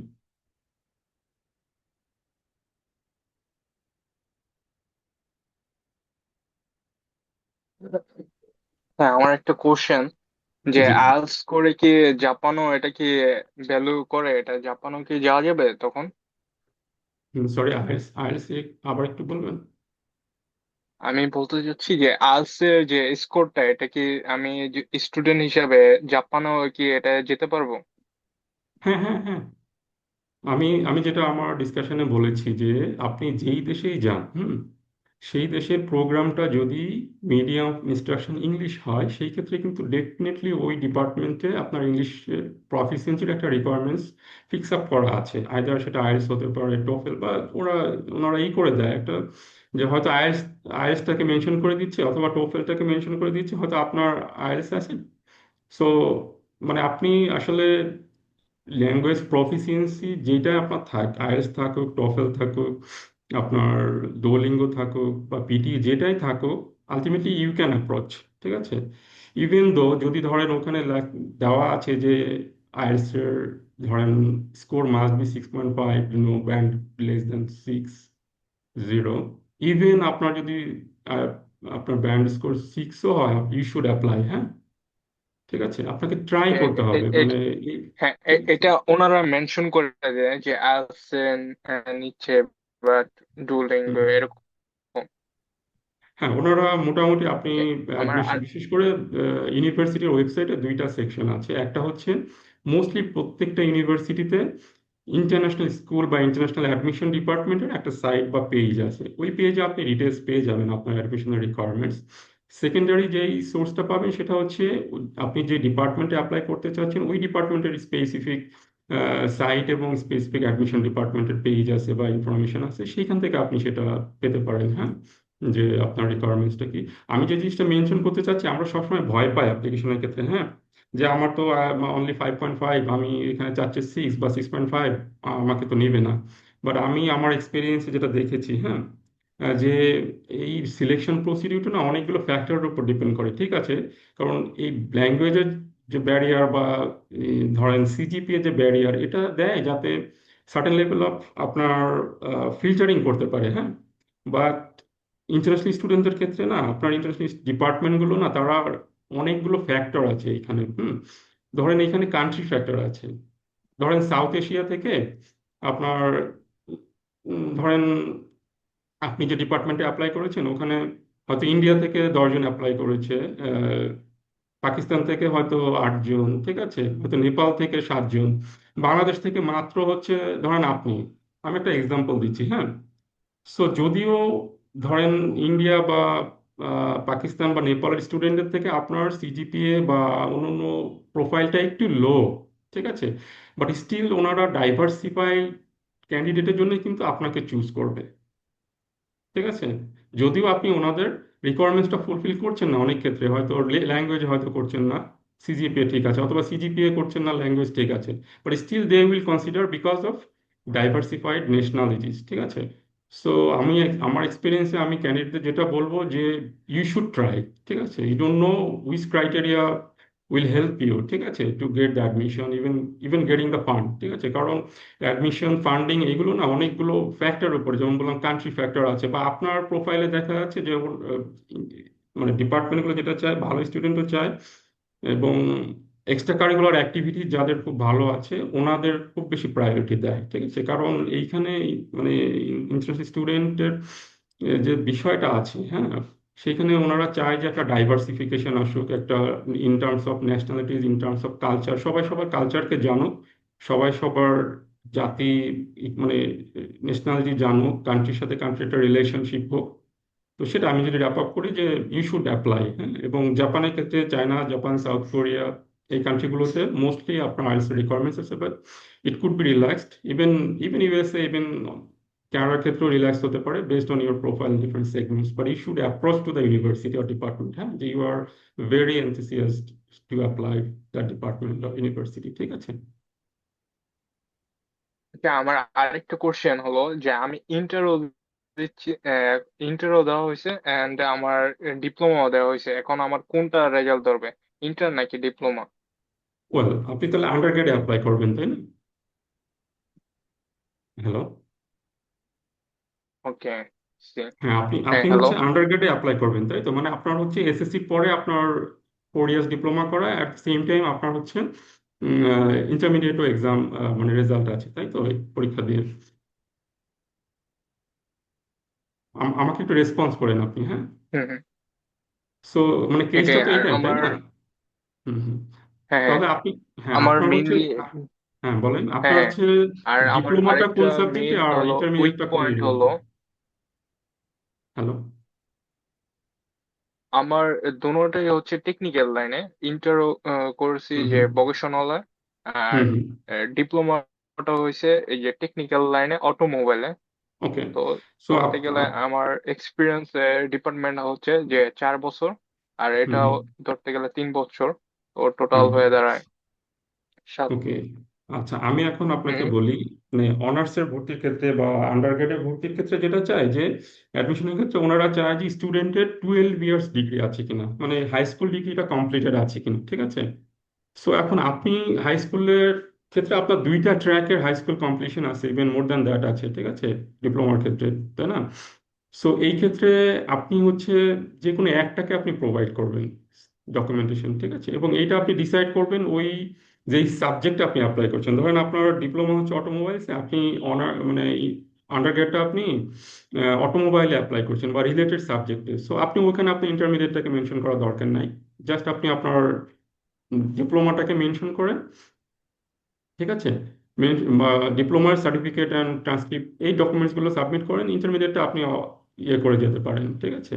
হয়তো আপনি সিভিতে মেনশন করেন, ওখানে ইটস নট রিকোয়ার্ড। ঠিক আছে। আবার যদি মনে করেন যে না, আপনি সাবজেক্টটা চুজ করেছেন আপনার ইন্টারমিডিয়েটের subject related, very related to that subject, okay. So আপনি সেই ট্র্যাকটাকে চুজ করতে পারেন। সো সমস্যা নেই, এটা নট এ বিগ ইস্যু। হ্যাঁ। স্যার আমি একটু স্কলারশিপ এই স্পন্সর নিয়ে একটু কথা বলতে চাচ্ছিলাম। জি জি সেটা জি। হচ্ছে বাবার হ্যাঁ, এটা আমি অনুপস্থিতিতে, এ, এ, বাবা একটা মারা গেছে এডুকেশনে আর কি। জিজ্ঞাসা করছিলাম, তো উনি বললো যে আমার যেহেতু হুম হুম। আচ্ছা, একজন একজন করে ক্যারি অন করেন, সমস্যা নেই। ব্ল্যাক হান্টার, আচ্ছা আপনি আমি আপনি বলি। মনে হয় কিছু মানে বলতে যাচ্ছিলেন, ওটাকে শেষ করেন, তো হ্যাঁ, দেন আমরা তো নেক্সট ক্ষেত্রে যাবো। স্যার ওই বাবা মারা গেছে, এখন এই মুহূর্তে আমার কাকা এবং মা দুইজন কি মিক্সড স্পন্সর হতে পারবে? ওয়েল, আপনার, হ্যাঁ পারবেন। ঠিক আছে। আপনার মোটামুটি যেটা স্পন্সরশিপের ক্ষেত্রে যেটা তারা কনসিডার করে যে ফার্স্ট ব্লাড। হ্যাঁ, ফার্স্ট ব্লাড। সো সব থেকে ভালো হচ্ছে বাবা মা। ঠিক আছে। বাবা মার পরে নেক্সট যে স্টেজটা যায় সেটা আইদার আপনার বাবার দিকে নেক্সট রিলেটিভস, মায়ের দিকে নেক্সট রিলেটিভস, তাই না? আপনার চাচা ফুফু অথবা আপনার খালা বা মামা, তাই না? সো আপনার দুইটাকে কম্বাইন করে আপনি স্পন্সরশিপের যে ফাইন্যান্সিয়াল ডকুমেন্টগুলো এটা প্রিপেয়ার করতে পারেন, ইটস অ্যাকসেপ্টেবল। ঠিক আছে। স্যার এক্ষেত্রে কি কাকাকে আর কি প্রাইমারি আর মাকে সেকেন্ডারি স্পন্সর করা যাবে? এখন এইটা ডিপেন্ড করবে ওনাদের সোর্স অফ ইনকামের উপরে। হ্যাঁ, ধরেন দুইটা ইস্যুজ এখানে, একটা হচ্ছে রিলেশনশিপ। ধরেন আপনার আম্মাকে যদি আপনি মেজর স্পন্সর দেন, তো সেই ক্ষেত্রে ওনার যে অ্যামাউন্টটা আপনি মেনশন করছেন বা ডকুমেন্টেশন দিচ্ছেন, সেটার সোর্স অফ ইনকামটা কি? ঠিক আছে। এখন সেটা ধরেন প্রপার্টি সেল হতে পারে, বা সেটা কোনো একটা সেভিংস হতে পারে, হ্যাঁ, বা আপনার ফাদারের হয়তো রিটায়ারমেন্টসের যে অ্যামাউন্ট আছে সেইটা হইতে পারে।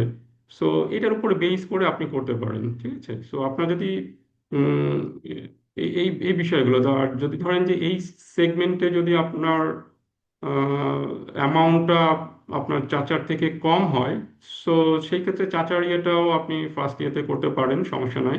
হ্যাঁ এবং স্যার, মানে আমার মার ক্ষেত্রে ওইটা অ্যামাউন্টটা কম আছে, চাচার ক্ষেত্রে ওটা বেশি এবং জেনুইন, সেক্ষেত্রে আর কি আমি ওটা করতে পারবো কিনা? হ্যাঁ, করতে পারবেন। ঠিক আছে। কাকার যেটা আছে। আচ্ছা স্যার, ঠিক আছে। কম্বাইনলি করতে পারবেন, এবং সুন্দর করে ডকুমেন্টেশন গুলো একদম সুন্দর করে স্বাভাবিক ভাষায় আপনি মানে আপনি যে এসওপিটা দেবেন, আপনার মতো করে, মানে আপনি এই জিনিসগুলো এক্সপ্লেন করে দিতে হবে। ঠিক আছে। আর আর এছাড়াও ধরেন আপনার চাচা কেন দিচ্ছে, ওনারও একটা কনসেন্ট লেটার আপনি এখানে ওনাকে দিতে হবে। ঠিক আছে।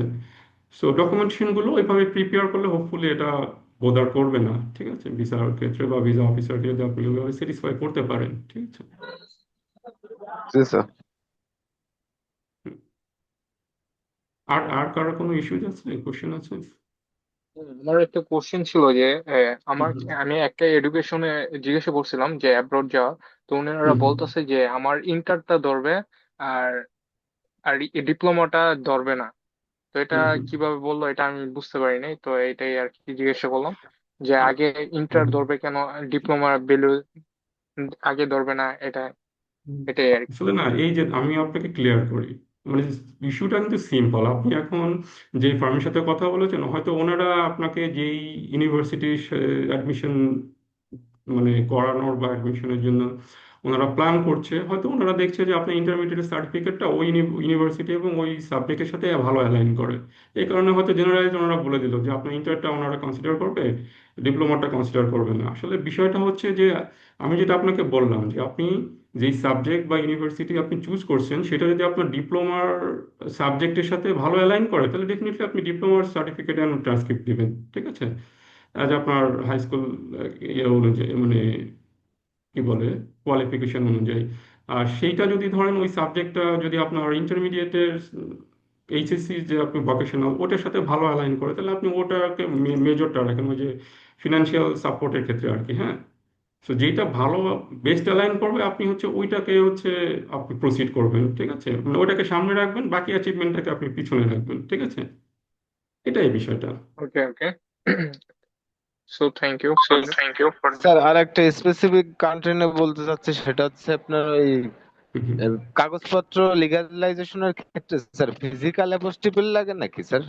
ফিজিক্যালি দেখা যায় পেপারে আপনার মিনিস্ট্রি থেকে, ফরেন মিনিস্ট্রি থেকে এগুলাকে ফিজিক্যালি সিল দেওয়া লাগে স্যার কাগজে, নাকি ই অ্যাপোস্টাইল দিয়েই হয়? না না, এখন আগে লাগতো, এখন এখন যেটা হয়েছে সেটা হচ্ছে যে অ্যাপোস্টাইল মানে হচ্ছে আপনার মানে আপনি যে বোর্ড ধরেন এসএসসি বা ইন্টারমিডিয়েট হলে বোর্ড, ইউনিভার্সিটি হলে যে ইউনিভার্সিটি, হ্যাঁ। আগে যেটা লাগতো যে আপনি আগে বোর্ডে একটু ই করেন, হ্যাঁ স্যার। ইকো হচ্ছে, আচ্ছা। তো আগে যেটা ছিল যে from somewhere is getting the echo, আচ্ছা, শুনতে পাচ্ছেন আমাকে? জি স্যার, হ্যালো। শুনতে পাচ্ছি স্যার। হ্যাঁ। জি স্যার। হুম। হ্যালো। হ্যাঁ জি স্যার। হ্যাঁ, আগে যেটা ছিল যে আমাদের ফিজিক্যালি যেতে হতো, হ্যাঁ, আগে স্কুলে যাইতে হতো, তারপর ইউনিভার্সিটি যেতে স্যার হতো, আমি সে একটা ফর্ম আর ছিল, কি ওইটাকে আরেকটু ইন্টারাপ্ট করছি স্যার। সংশ্লিষ্ট ডিপার্টমেন্ট থেকে মানে সায়েন্স সিল নিয়ে দেন বোর্ডে, দেন বোর্ড শেষ করে ministry of education, then ministry of foreign affairs. এখন এই সবগুলো ইয়েটাকে একটা অ্যাপোস্টাইলে নিয়ে আসছে। আপনি অ্যাপোস্টাইল অনলাইনে অ্যাপ্লাই করে সবকিছু করে ফেলবেন, দেন যদি জি যেই স্যার, দেশে ওইটা অ্যাপ্লাই করা করবেন আছে। ওই দেশের এডুকেশন হ্যাঁ। ডিপার্টমেন্টের বা ইমিগ্রেশনের যে রিকোয়ারমেন্টস থাকে, যে ওই দেশের যে ডিপার্টমেন্ট আছে সেখান থেকে আপনার ফার্দার ভেরিফিকেশন করতে হবে আপনার ডিগ্রিটাকে। সো ওই দেশের যে রিকোয়ারমেন্ট যে সিস্টেম আছে, ওই সিস্টেম ওইটাও দেখা যাচ্ছে মোস্টলি অনলাইনে, বা কিছু কিছু ক্ষেত্রে আপনার ওই ওই দেশের যে বাংলাদেশের কনসুলেট ব্যাংক আছে সেখানে আপনার অ্যাপোস্টাইল এগুলো পেপারগুলো সাবমিট করলে দেন ইটস ওকে, ঠিক আছে।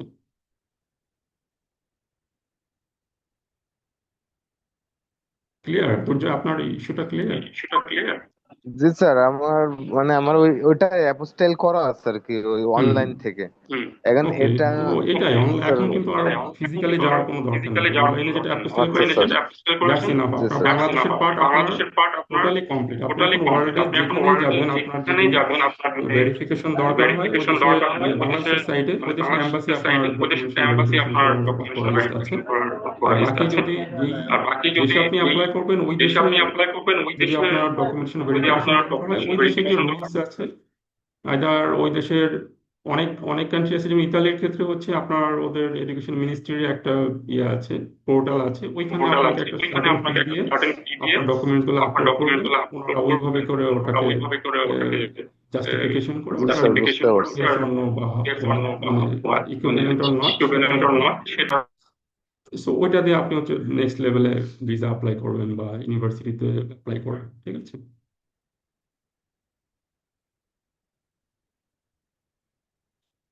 So that's all. আর কোনো কোশ্চেন আছে? আমরা তাহলে ফাইনাল প্যাক আপ করে ফেলি।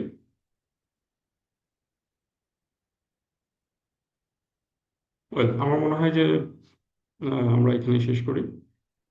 সো যারা যারা জয়েন করেছেন আপনাদের অসংখ্য ধন্যবাদ। আপনারা অনেকক্ষণ, প্রায় মোর দেন কত, 1.5 ঘন্টা না 2.5 ঘন্টা, না 1.5 ঘন্টা, 1.5 ঘন্টা আমরা একসাথে ছিলাম। আপনাদের ধৈর্যের জন্য প্রশংসা করতেই হয়। ওকে, আর আপনাদের কোশ্চেন থাকে থাকে আপনারা আমাকে নক করতে পারেন, আমার দেওয়া আছে কন্ট্যাক্ট ইনফরমেশন। সো সবাইকে শুভকামনা, শুভরাত্রি, আল্লাহ হাফেজ। জি, আসসালামু আলাইকুম।